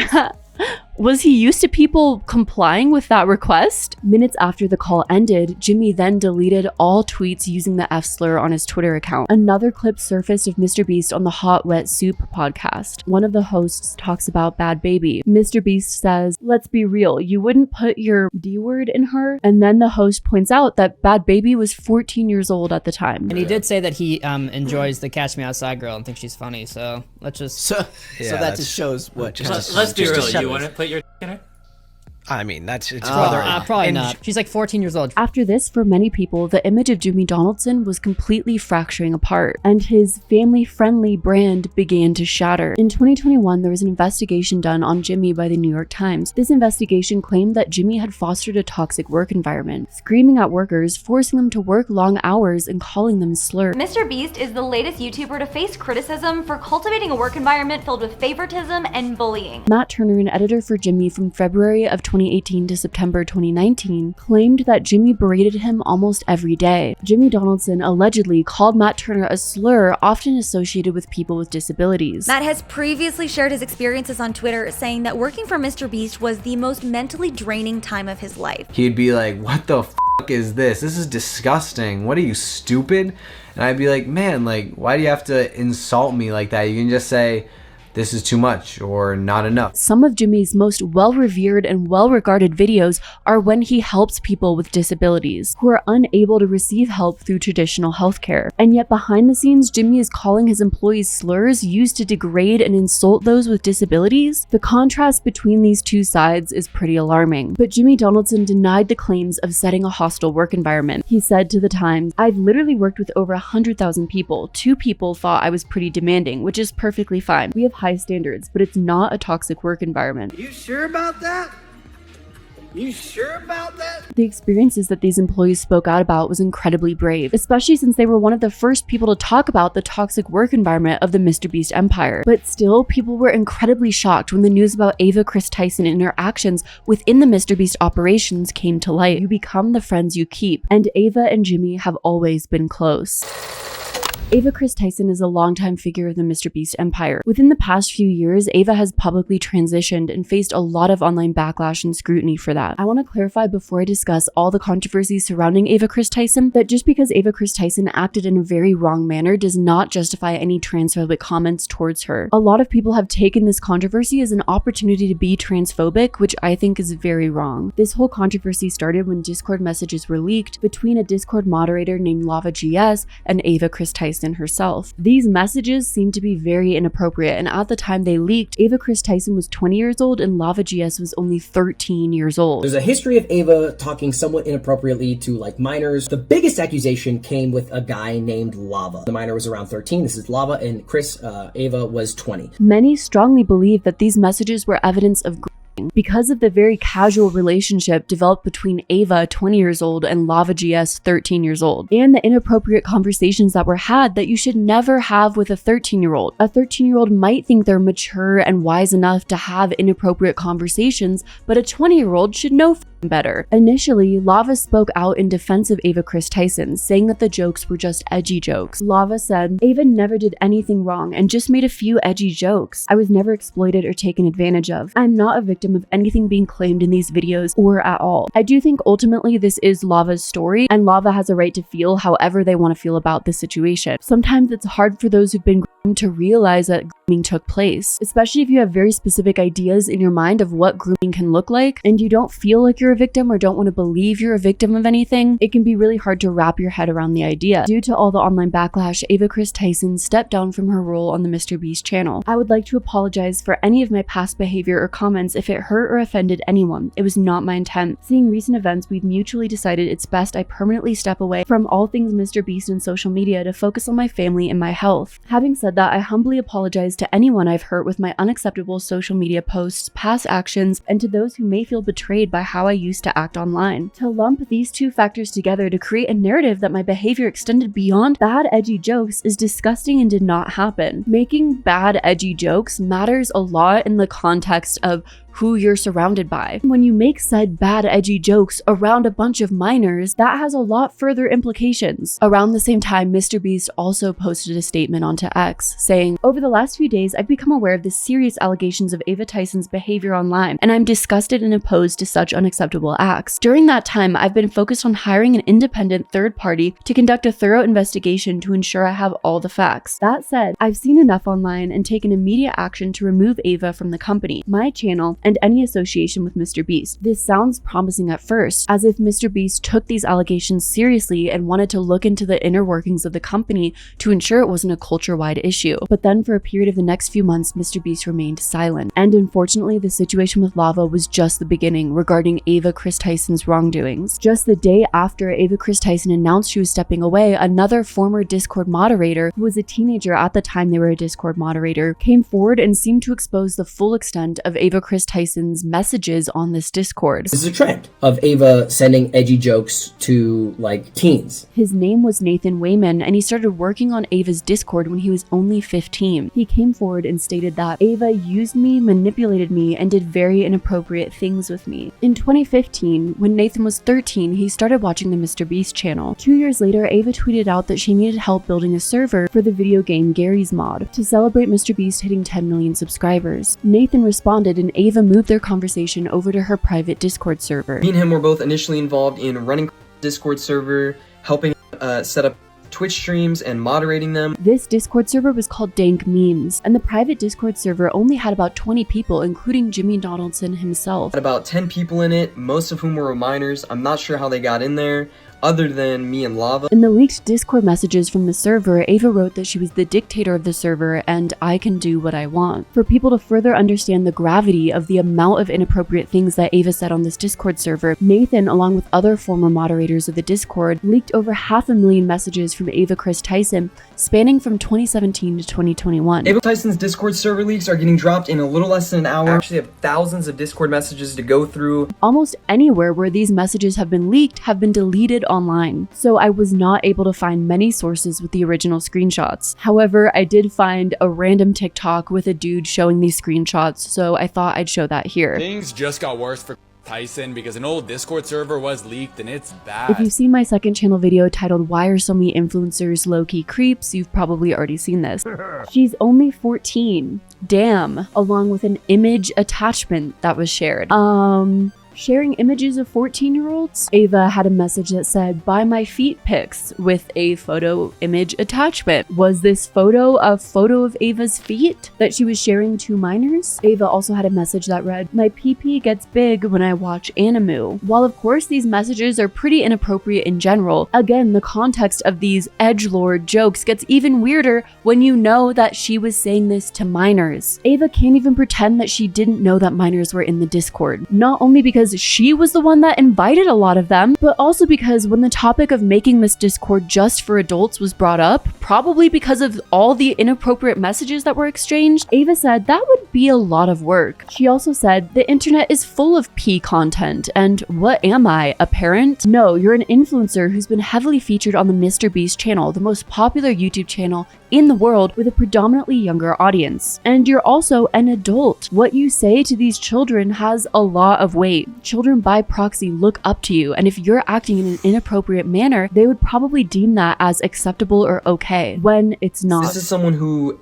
we looked up to at the time, we idolized, we thought was the coolest person in the world, so they couldn't really do any wrong in our eyes. But looking back, I was definitely uncomfortable. Nathan leaked over 500,000 of those messages and posted it onto GitHub. But the thing is, if you couldn't already guess by me saying most of these posts have been deleted on any place it's been posted, that GitHub page ended up getting deleted. The messages were removed, completely wiped from the site, making a lot of people start to wonder or theorize if MrBeast's team was trying to cover up this information. In a statement to Rolling Stone, a GitHub spokesperson claimed they were removed because it violated our terms for additional products and features. But in my opinion, just from what I've noticed when researching this topic, PR and legal teams are working overtime to change and hide this narrative. Nathan, Lava, or other members of the Discord would also often refer to Ava as dad or daddy. Ava seems to have had this sort of like habit of calling everyone dad, or at points daddy. They would also often have hours-long Discord calls with Ava when they were minors and she was 20. This turned into us having lots of private conversations with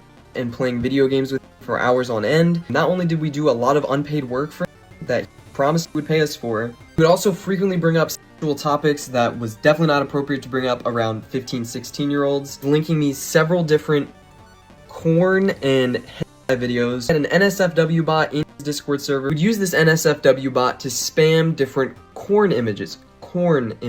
Both Nathan and Lava told the Rolling Stone that Ava would often smoke weed on camera, talk about her marital issues, or complain about working on a MrBeast video. After all of those messages were posted publicly onto GitHub, meaning people could blatantly see the inappropriate nature of Ava's messages, LavaGS retracted some of his initial statement. Based on the recent screenshots and messages, I would like to say a statement about the Discord. This was 5 or 6 years ago, and I thought I had a good memory of the situation, but I was wrong. After reading the chat logs, this stuff was inappropriate and wrong. I spoke based on my memory of the situation, and I still do not remember these conversations, but they definitely happened. These conversations should not have happened with people at the age I was at the time. I strongly condemn them. I still believe I'm not a grooming victim, but these conversations should not have happened with me and any other minor in this Discord. I was a minor in this situation, and not the adult influencer who shouldn't have allowed this to happen. I did not see this as wrong at the time. But Ava's actions have gone beyond just an inappropriate Discord. Ava was seemingly a huge fan of the horrific artist named Shadman, who is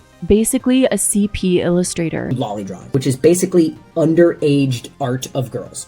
Which is crazy to use the word art there. There is a notorious lolly artist called Shadman, and what is Ava's relationship to Shadman? Well, it seems like, for years, an avid follower, or perhaps fan. There were posters from Shadman hanging in, I believe, Jimmy and Ava's shared home, and other evidence that Ava communicated regularly about Shadman and bought the art. The most egregious part of the relationship between Shad and Ava is a drawing that, like, people are theorizing might have been, like, contracted, like she might have paid for, or at the very least bought a print of. This is featured in an actual MrBeast video. It's like a MrBeast, like, buying my friend or pizza driver a home video, and here is that exact drawing you can see in the corner. Rosanna Pansino obtained disturbing messages in a Telegram group chat that both Ava Chris Tyson and Jimmy Donaldson were a part of. On X, Rosanna shared this 7-minute video featuring these disturbing messages. And in a good amount of these messages, a lot of people, but mostly Ava, are making disturbing sexual jokes about children. in. Frankly speaking, while I'll show some of the messages on screen here, I don't feel like fully diving in and discussing every single disturbing message. As you can guess, there's a lot, and I feel like that would just be terrible for everyone's mental health. Rosanna also wrote on X that she turned the message logs over to the FBI. I tied up an FBI agent. Rosanna also posted a YouTube video about this titled, "MrBeast knew all along, 1,000+ leaked messages." The proof that Jimmy knew about Tyson's behavior is right here. Ivanka Trump when she was 13. These are all just their work chats from 2020 to about 2021 on Telegram. I verified the legitimacy of these chats with multiple former employees, and let me tell you, they are absolutely insane. Therefore, his post on X, where he claimed he was just completely shocked about what's come out about Ava Chris Tyson, may not be entirely truthful. These same inappropriate messages are featured on this Telegram, in which both Jimmy and Ava go back and forth with one another. It almost seems like this sort of very inappropriate humor was commonplace. But Rosanna's claims about reporting Jimmy to the FBI might never lead to an actual investigation, and especially not an arrest. Legal expert Nicole Brunecki told Newsweek, "If the internal messages were mere exchanges of offensive content and there are no actual victims, children or otherwise, the FBI will likely take no action." A woman named Jess, who was Ava's executive assistant from 2023 to 2024, posted an over 60-part series about Ava's inappropriate actions on X. Jess, who accused Ava Tyson of I think her case has been sort of mostly ignored. Since Jess is also transgender, Ava messaged Jess on X to ask about her transition. To the Rolling Stone, Jess explained, "To be reached out to by a celebrity that was in the closet, and for them to also tell me that they were transitioning, that created an emotional connection between us, which made it hard to focus on the power dynamic." After it seemed like the both of them bonded, Jess asked Ava if MrBeast was hiring, and Ava told her, "I'll definitely keep you in mind." Eventually, Ava did hire Jess to be her executive assistant. But it was only after Ava developed an inappropriate relationship with Jess that was not conducive to a positive working environment. Almost as if Ava was testing Jess to see what she was willing to do for the job. Ava and Jess moved their chats to Discord, where Ava started asking Jess to do S-acts on Discord calls. "I always felt like I had to say yes if I wanted to be in a video or get a job," Jess said. In June of 2023, Ava offered Jess a job as her executive assistant at the MrBeast company and said that Jess could live with her. Ava flew Jess to Ava's home in North Carolina, and Jess stayed at Ava's place. During Jess's stay, she claims that Ava began to take advantage of her, and soon after, a toxic work environment was created where Jess felt like she had to actually pleasure Ava, who was also her boss. "I felt like I was going to be risking my job if I did nothing or if I walked away." Jess also said it took a long time for her to admit to herself that what happened was SA. Jess claims their final S encounter was in December, and after that encounter, Ava became more distant, which, according to Jess, led to a lot of fights between us, where it was mostly just me trying to stand up for myself and saying that this is wrong. Eventually, Jess says she hit her breaking point and just packed up and left on a few days' notice. And Jess also reached out to MrBeast HR to discuss some of the things that happened between Ava and herself. But it doesn't seem like an investigation was ever done before people publicly knew about Ava's wrongdoings. She was a MrBeast employee, and you can see in her evidence in her communications with the company the clear signs of a cover-up, threatening her with legal action and emails and saying like, "Oh, we're gonna have a law firm investigate this." MrBeast seemed to be aware of Ava's inappropriate jokes since he was in both the private Discord and the Telegram chats where Ava was participating in this kind of action. A report was also sent to HR about Ava having an inappropriate relationship with Jess, coercing her to do uncomfortable S-acts, and yet nothing was ever done until it became a public issue, and I think that says a lot.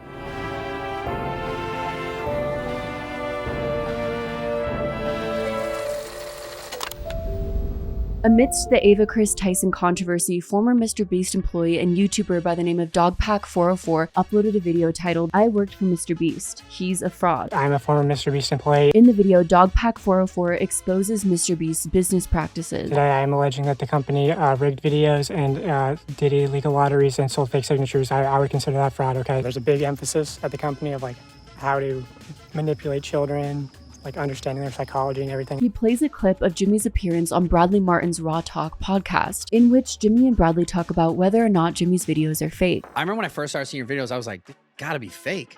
Oh yeah, it's a huge problem for us now. Have you ever faked a video? No. Dogpack404 shares snippets from MrBeast's videos pointing out some inconsistencies and where things may have possibly been fake. But this train track is CGI, these bus wheels are CGI, this explosion is fake, this shredder is CGI, this car is digitally lifted, this pit is fake, this guy is fake, this raccoon is a paid actor, sure, this island costs more than $1, this city is not abandoned, these buildings are CGI, and that's your only way out. You can literally get an Uber to the airport for $20. That's not a lurker, it's just a guy. This whole room is fake, this contestant is an actor and a secret employee at MrBeast. They had him out through this fake door twice, this line is scripted, this action is scripted. In fact, pretty much all the videos with Mac are scripted. There's been quite a few times that MrBeast has used CGI in videos, whether it's just to make something look better and more appealing to the visual eye, or according to the more serious claims, fake certain aspects of his videos. We filmed a secret MrBeast video that will never be uploaded to YouTube. The only way you can...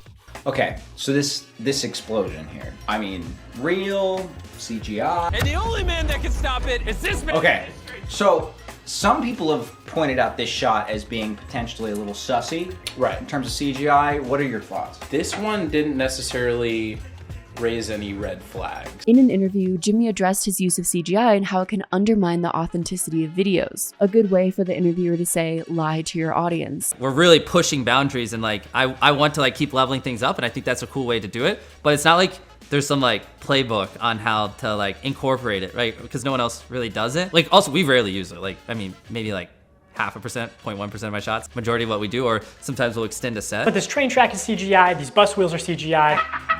While Jimmy just says a bunch of stuff on the use of CGI, he never actually states whether or not his team used CGI to overinflate certain aspects of the video, like making a town look abandoned when it's not, or claiming to do charitable work when they're not actually doing it, and so forth. With the allegation that Jimmy used CGI to make it look like he and his team built an entire hospital when they never did, Jimmy just says that was a dumb mistake.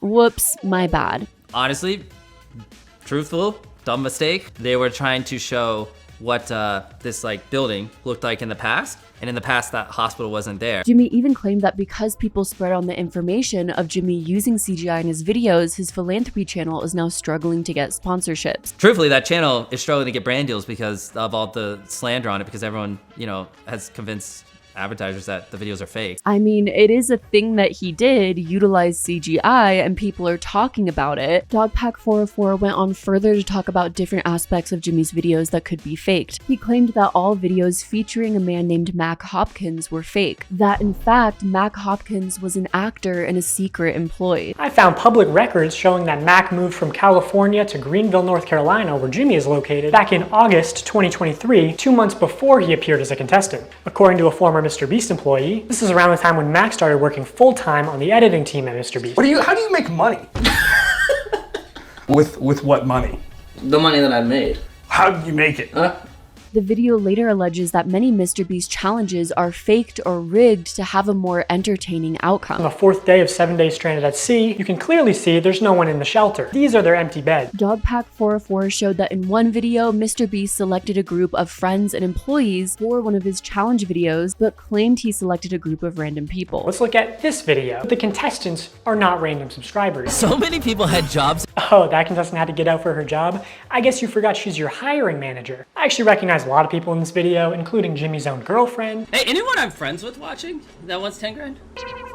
The MrBeast team has claimed that this particular video was done during COVID, and when they had COVID tested the random group of people, a few of them tested positive, which meant that they had to substitute those randomly selected people with people that they knew, employees, friends, so that the video could continue for those who were able to participate in the challenge. That being said, having some sort of disclaimer that he knew some of the people instead of just saying blatantly that this was random people may have felt more authentic and trustworthy to the audience, instead of finding out after the fact that it wasn't, as Jimmy claimed, a randomly selected group of people. Dogpack404 also levies the claim that MrBeast participated in illegal lotteries for his young audience, exploiting his young audience. If you buy one of our limited edition 40 mil special shirts, then we will sign that shirt, and some of them will get random prizes. 5 minutes, we're gonna do the same thing again. We're gonna put $1,000 in a random order. So this was a 6-hour live stream.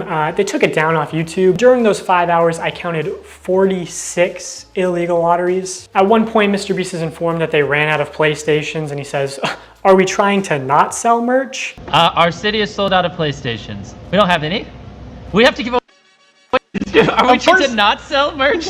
So he clearly knows that they're making more money by running these illegal lotteries. Another shady thing he did was constantly suggest that they're doing too many giveaways to make a profit. My guy over there doing the numbers is like, stop, please. It's like, you do realize every time you give away an Xbox and $1,000, you don't make money. I'm like, oh. When there was just no way they were ever even close to losing money on this stream. Jimmy has recently addressed the illegal lottery allegations and whether or not he thinks he ran an illegal lottery. Just to be truthful, if people want a refund or think for whatever reason, like we did something wrong, like I'll send you a link. Yeah, I mean, at the moment, that's all I really have to say. Maybe I could do a follow-up in the future. I'm trying to, dig up all the footage from that live stream. Jimmy seems to just dance around the topic. He doesn't answer the question of whether or not they ran an illegal lottery and whether or not he thought what they did was unethical. The content creator's Soggy Cereals showed in a deep dive that some of what Dogpack404 claimed were illegal lotteries may not have been. The videos that featured these lotteries had in the caption "free to enter," which is a legally required aspect of a lottery. And it seems like in at least one of the MrBeast lottery videos mentioned in Dogpack404's video, his team was compliant with the legal requirements, disclaiming in the video itself that it's free to enter. Dogpack claims they only informed people on the website that no purchase was necessary. But did you read the description? You know, the description which I got via the Wayback Machine, where it literally says free entry available. MrBeast verbally says it on stream. Go shopmrbeast.com, buy the shirt or hoodie. You can be one of the people that come down and compete in the video. There's also a free entry on the site as well. 100 of which are going to be picked from people that buy this shirt or hoodie, or if you enter for free on the site as well. Personally, I believe this situation to be a little bit of a gray area. While MrBeast does provide the disclaimer that it's free to enter, which is the legal requirement, Jimmy does it in a very confusing way, mentioning first that people who buy shirts get to enter the giveaway, and then saying it's also free to enter. It's a little bit of mixed messaging. Remember, his audience is predominantly 10-year-old boys, and they may not understand the nuance behind what Jimmy is saying. They may think that they need to buy a t-shirt in order to increase their odds for the lottery. It doesn't necessarily mean it's illegal, but it's definitely a little shady. Dogpack404's video was massively viewed by the public, and after he made his claims, different commentary YouTubers also spoke about the topic. Suddenly, the idea that MrBeast might not be as authentic as he makes himself appear online, as well as charitable, started to spread, and there began a concerted effort to try and discredit Dogpack404's claims by current MrBeast employees. A current MrBeast employee identified as Chucky came forward to try and defend Jimmy Donaldson. He posted a statement onto X saying, "I quickly want to debunk some of the info in this video since the guy who made it was on my team. It was my decision to fire him for erratic behavior. He worked at the company for less than a month and wasn't an employee for most of the videos he mentioned to have knowledge on." Chucky also revealed Dogpack404's name, which is Dawson. Chucky makes the lofty claim that Dawson admitted on Reddit to being under the influence of drugs during the filming of his video, which I'm guessing was an attempt to discredit Dawson. While some things that Dawson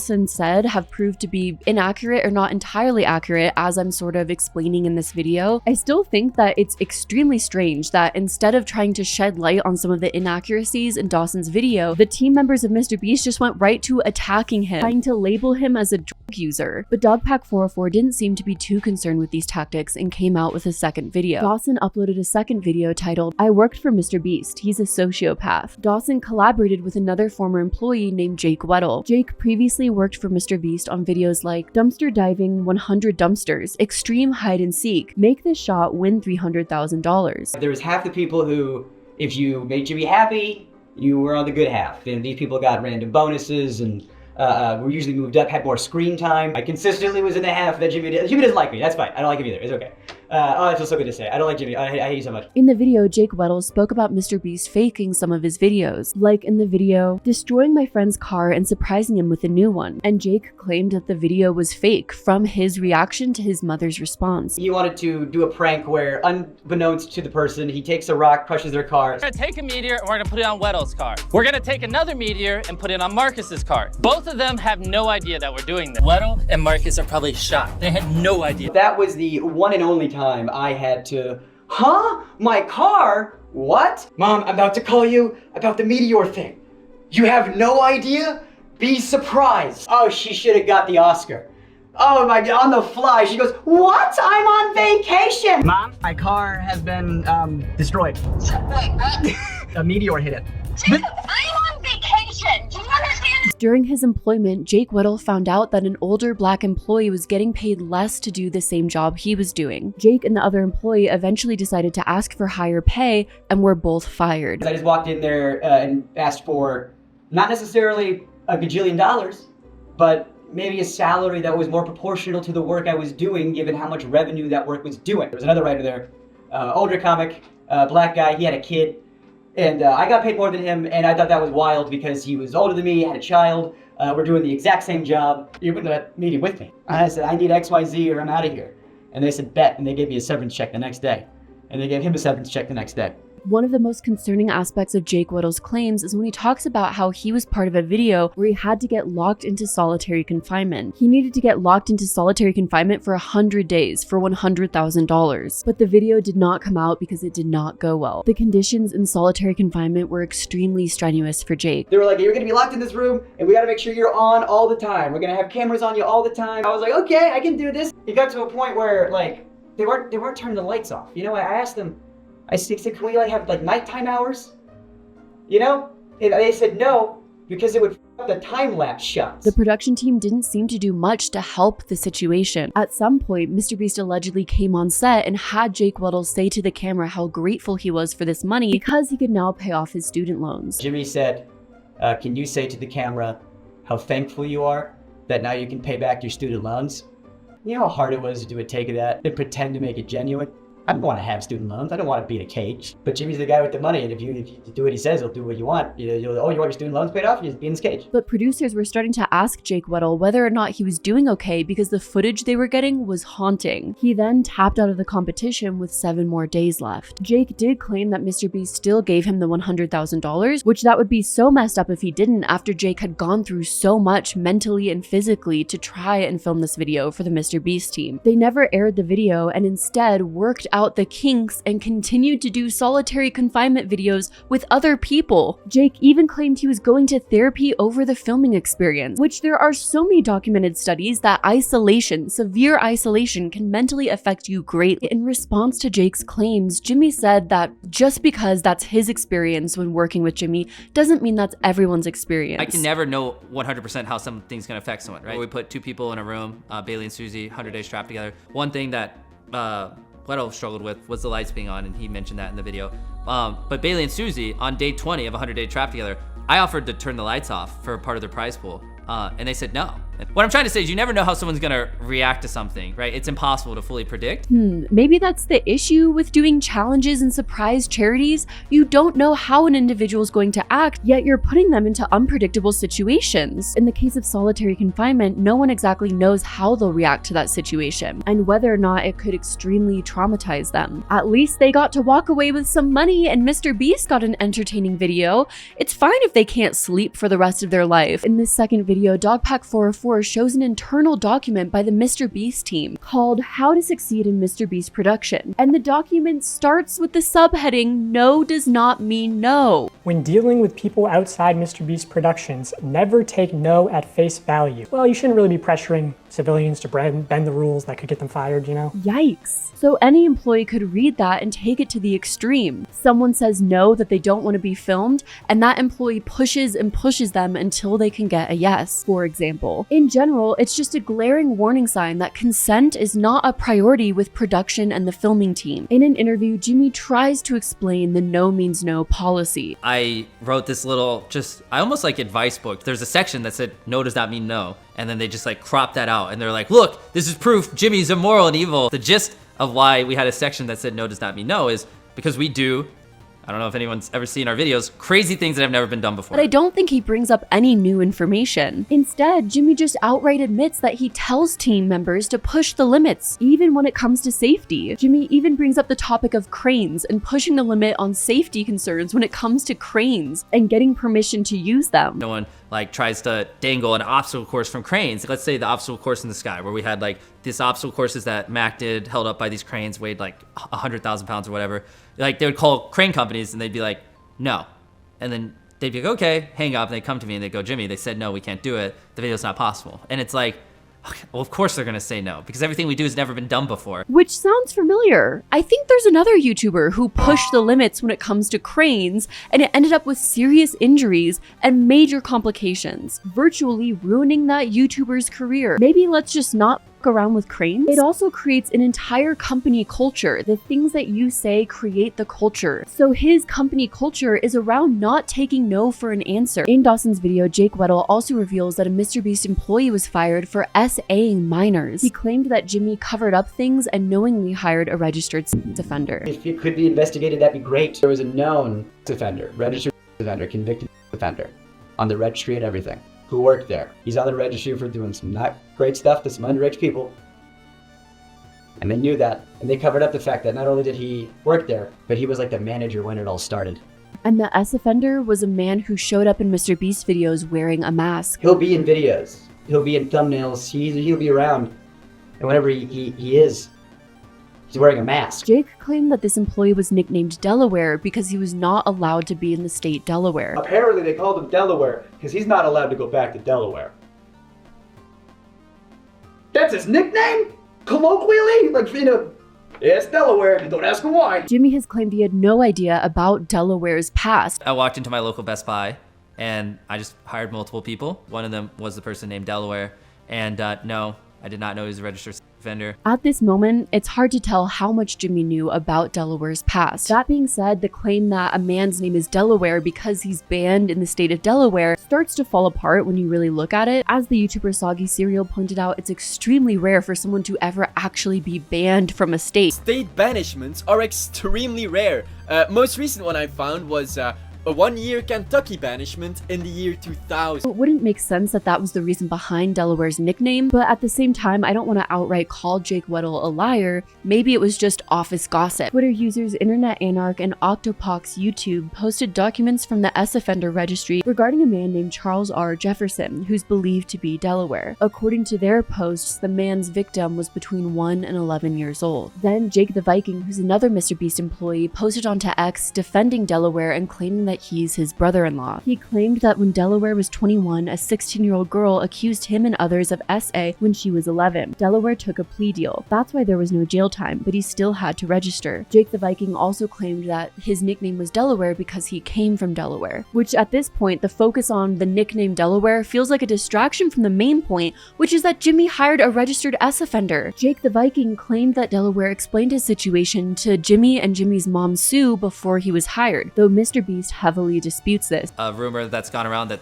said that he sat me and my mom down and told us. Obviously, I don't remember that happening. Sure, let's say that Jimmy had no idea about Delaware's past. His brother-in-law obviously did, and his brother-in-law, Jake the Viking, defends Delaware and doesn't see anything wrong with his past, knowingly associated with this registered S-offender. Ava Chris Tyson, Jake the Viking, Delaware. Can you imagine what kind of company culture this creates with these people being so heavily involved in the MrBeast company? Because of all of these allegations, Jimmy Donaldson ended up hiring a new PR firm. MrBeast hired Matthew Hiltzick's Crisis Management Company. Hiltzick previously served as a senior vice president of corporate communications and government relations at Harvey Weinstein's Miramax, and now represents a lot of politicians and A-listers. Leaked documents obtained by the Daily Mail show that celebrity lawyer Alex Spiro sent a cease and desist to Dawson, using power and financial resources to try and intimidate and crush anyone who speaks out against you. MrBeast is such an ethical, charitable king. But this did not stop Dogpack404 from coming out with a third video. Dawson talked about the former MrBeast COO, LaKoya Hill. LaKoya previously ran an adult entertainment business and was allegedly a former adult actor. Dawson makes the claim that LaKoya was put on leave because he harassed his male coworkers. In late 2021, he was allegedly fired for assaulting his assistant. He was actually quietly moved to the dubbing company, which was Unilingo at the time. Here is proof that he used the LaKoya at unilingo.tv email. He was actually brought back to MrBeast in 2023 after assaulting his assistant prior, and promoted to Chief Financial Officer, which is how I personally was introduced to him. Also a claim levied at James Warren, a former MrBeast employee, of SAing a female employee. He's Jimmy's cousin and secret CEO. And then the really big thing is that there was some incident between him and a female colleague that resulted in the female colleague leaving the company and receiving 3 years in severance pay. Lastly, Dawson shares text messages from a former female employee who says that the workplace culture is toxic and sexist. On my very first day, I was told to avoid being alone in a room with certain people in positions of power. At least once a week, I was subjugated to inappropriate questions and conversations. Once, a male coworker asked me what I would do if Jimmy assaulted or harassed me. You can't take anything to HR either because Jimmy's mom runs it. All of these employees who are at the top of the company that have been accused of serious issues, who would have thought that the workplace culture is a little bit toxic and sexist? The investigation into MrBeast's company, which MrBeast himself initiated and paid for, so you know it's gotta be unbiased, finalized after all the Dogpack 404 videos. How would you respond to the allegation that the investigation was biased from the start? Yeah. We hired Quinn Emanuel, which is one of the top law firms in the world. Like, I mean, it was very expensive. I mean, I think another thing that missing context people don't have is like, if they found anything illegal, they're obligated to report it to the police. The investigation produced the following significant findings. The report reads, allegations of sexual misconduct between company employees and minors are without basis. The allegations were soundly rejected, including by alleged victims. That feels like a case of semantics, because clearly the employee they're referring to, Ava Chris Tyson, had a very inappropriate relationship with minors. While it is probably good that they looked into whether or not sexual misconduct took place, I don't think that's necessary to realize that what Ava Chris Tyson did was wrong. The power imbalance, manipulation, and potential grooming that could take place. Allegations of the company knowingly employing individuals with proclivities or histories towards illegal or questionable illegal conduct are similarly without basis. I'm assuming this is in reference to Delaware. The report also claimed several isolated instances of workplace harassment and misconduct were identified during the investigation. The company was informed of such conduct and took swift and appropriate actions to address the incidents, including, where necessary, disciplining or letting go of implicated individuals. The way the report presents this information feels untrustworthy. In general, the entire process didn't seem very transparent to the public. And when you're as massive of an influencer as MrBeast, transparency is everything. Our charitable, caring king has disappeared behind a wall of corporate jargon. There's also been a lot of talk about how this investigation is pretty obviously biased. Jimmy literally paid someone to find him innocent. Jimmy was asked if he was going to sue Dawson and said in a roundabout way that yes, Jimmy is planning a case against Dawson. Are you going to sue Dogpack?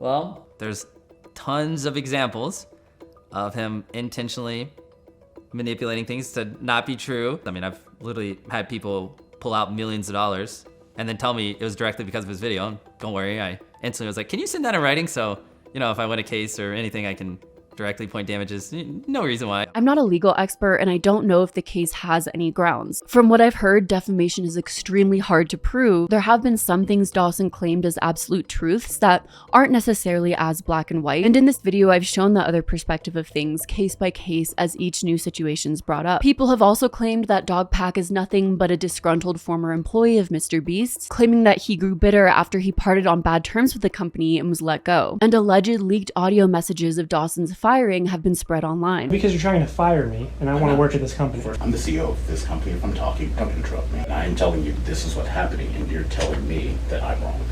I am not wrong. I've made the decision. Here, we will take care of I appreciate that. Can I please have a second chance? The thing is, I feel like I've seen that argument before with countless different whistleblowers. A whistleblower comes out with important information or wrongdoings about a company, and then they're labeled as disgruntled or bitter because they were let go of that company or no longer working for them. Not only does it feel like a very surface level attempt to discredit any claims someone makes, but it also feels like a logical fallacy, focusing on the person themselves and any wrong things they can nitpick about them, instead of focusing on the actual allegations and disputing those allegations. Because if a company did a lot of wrong things, then yeah, an employee is probably going to be bitter and disgruntled about that. And that doesn't mean that everything Dawson has done is perfect, or that Dawson is a hero and Jimmy is a villain. No one is solely morally good or morally evil, and I hope this video on MrBeast proves that case. Ultimately, Dawson's videos raised a lot of important concerns surrounding the MrBeast company work environment and team. And with all the news surrounding the wrongdoings of the MrBeast games, I think there needs to be a fundamental change in the operations of the MrBeast empire.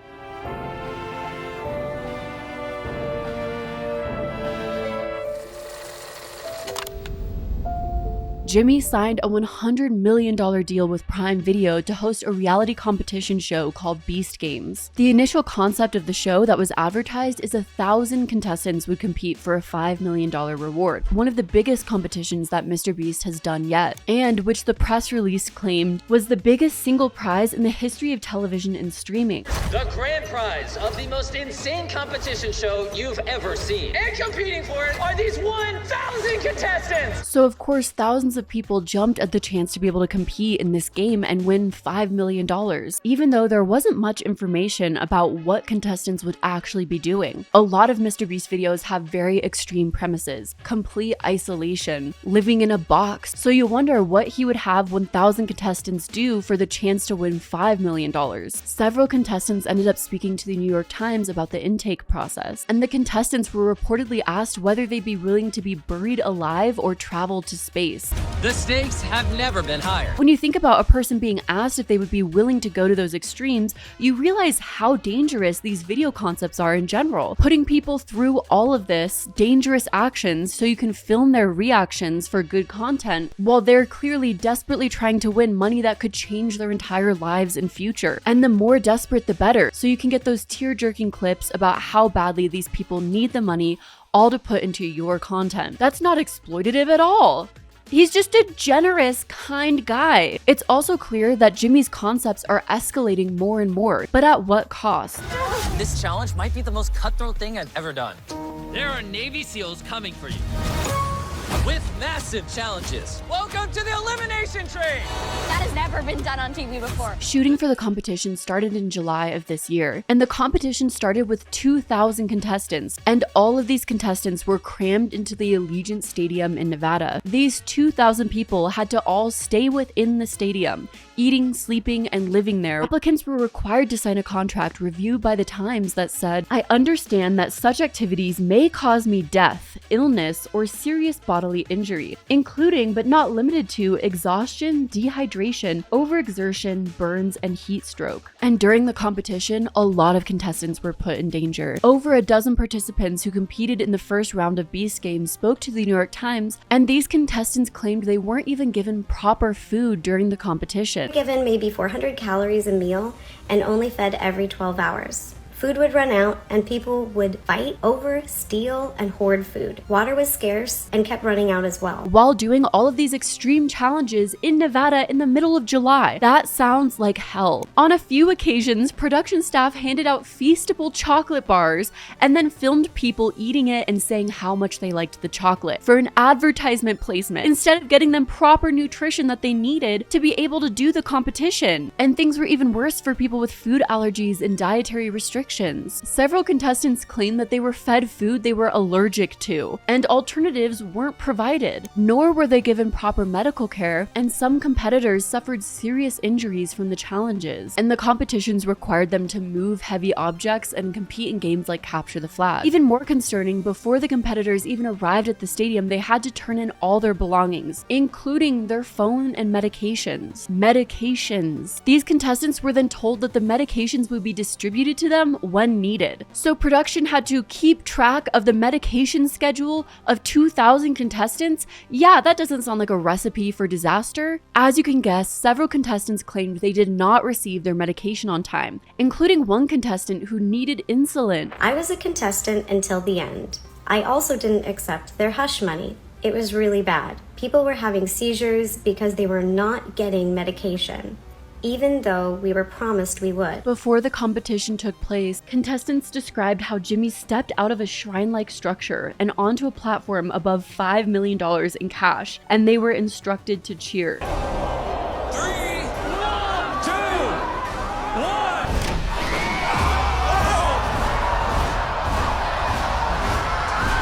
There's so many things that feel inherently wrong with that image. Jimmy casting himself as a godlike figure almost, a perfect patron that people should worship and adore, the mysterious benefactor of this life-threatening competition, the king of YouTube looking down on all of his peasants who he's going to put through immense danger, all so they can maybe have a chance to win whatever cash he decides to bestow them. It truly feels like these contestants were treated like lower-class citizens, as if they weren't deserving of respect just because they wanted to compete in this competition. competition. Making this even worse, contestants even claimed the staff was rude and unhelpful, even cursing at contestants, laughing at them when they were in need. I asked someone if they had anything to eat because I was feeling lightheaded, and they told me to push through and basically suck it up. I witnessed 2 people that had seizures, and it took medical several minutes for them to get there. I'm assuming this happened because they did not have access to medication. What an inhumane and dehumanizing experience to put people through. I believe that they were in over their heads and did not plan very well. There was no clear communication between the contestants and production. I think this was because production knew just about as much as we knew. And things got even worse when the competition started. The first challenge involved 5 teams of 400 people pulling ropes attached to 10,000-pound weights as fast as possible. Because of the massive amount of people crammed into this stadium to compete in this competition, well, you can probably imagine when this competition kicked off,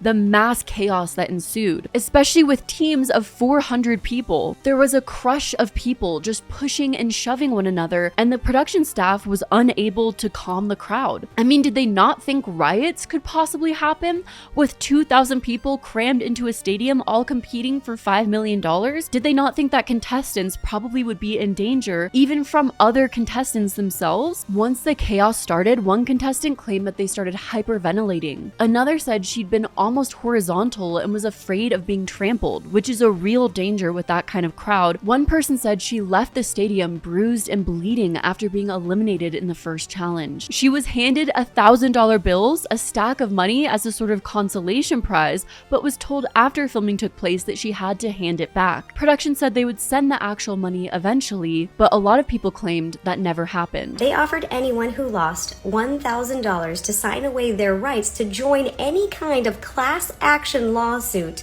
of any kind. I didn't sign, so I didn't get the money. And those who made it past the first challenge were given toiletry kits and sleeping bags and slept on the floor of the stadium. But to make it even worse, contestants were told they had to sleep during the daytime because the challenges took place at night. We were also sleep deprived, only allowed 3 to 4 hours. We all slept on the floor in the stadium in a $10 sleeping bag. Sleeping during the day in the Nevada summer? Again, this sounds like absolute hell. In the end, 4 challenges took place in that initial round, eliminating half of the 2,000 people. And the 1,000 people who made it through all 4 challenges are now preparing for the next stage of the competition. But before this next stage of the competition even took place, a lawsuit was filed due to the seemingly dangerous and reckless acts of production. A lawsuit filed in LA Superior Court alleges multiple causes of action related to chronic mistreatment of and neglect suffered by participants in Beast Games. Attorneys for the Beast Games contestants said in a statement, several contestants ended up being hospitalized, while others reported suffering physical and mental complications while being subjected to chronic mistreatment, degradation, and, for the female contestants,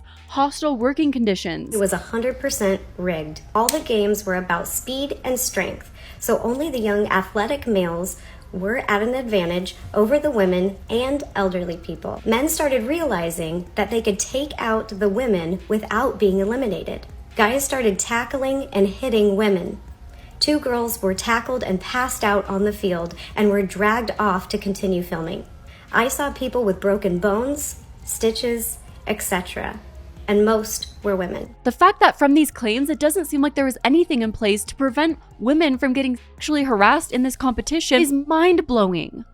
Are you serious? But no, MrBeast is just a charitable king who cares about doing good for others, leaving women in a crowd of 2,000 people to get sexually harassed, leaving people with allergies and medical needs without their medications, without proper food. How can you claim to be a legitimate, successful company who's done hundreds of these types of competitions, and yet you haven't thought these things through? You'd think at this time this would be standard for a production company who's done challenges where people stay days in a box, where tons of groups of people compete together. And yet these sorts of things weren't thought out, they weren't already commonplace. Portions of the lawsuit have been redacted, including the allegations of sexual harassment. But the lawsuit seeks to establish a pattern of sexual harassment according to the attorneys representing the 5 plaintiffs. The complaint also cites examples from the handbook How to Succeed in MrBeast Production that says if talent wants to draw a dick on the whiteboard in the video or do something stupid, let them. Really do everything you can to empower the boys when filming and help them make content. Help them be idiots. Which is an extremely alarming statement if you think about how far someone could take that. Doing stupid things could very easily become sexual harassment, especially if it's encouraged by the production, putting all other participants in the video in an unsafe environment. I just hope all these contestants are able to receive justice. Because if you think about it, they were reeled in with the promise of money, a life-changing amount of money, and then they were put through a degrading process. Also, MrBeast can have an entertaining reality show.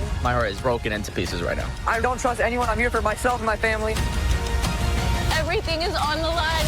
The mind games have begun. All of these controversies of MrBeast ultimately has led to the public viewing him in a different light. His charitable giving persona completely washing away, stained by the harm he's seemingly put others through. Just looking through the history of MrBeast, his entire claim to fame was his philanthropy content and being seen as a giving person. Not-for-profit Jimmy. People enjoyed watching his content so much because they felt it was positively impacting other people. But when reports of serious harm from people participating in the video and the MrBeast company are spreading, as well as information that makes one distrust the content of a MrBeast video, all the good feels that people had when watching a MrBeast video is completely stripped away. And that is how we get the fall of the MrBeast empire. Of course, Jimmy will probably find ways to continue making content and working on his businesses. He's claimed multiple times in various interviews that he'll never stop making YouTube videos. But the entire foundation that the MrBeast brand and videos were built on has been completely stripped away, shattered in the eyes of the viewer. When social media is built off of public perception and you lose the image your brand was built off of, your brand slowly disappears and fades out. Your empire comes crumbling down.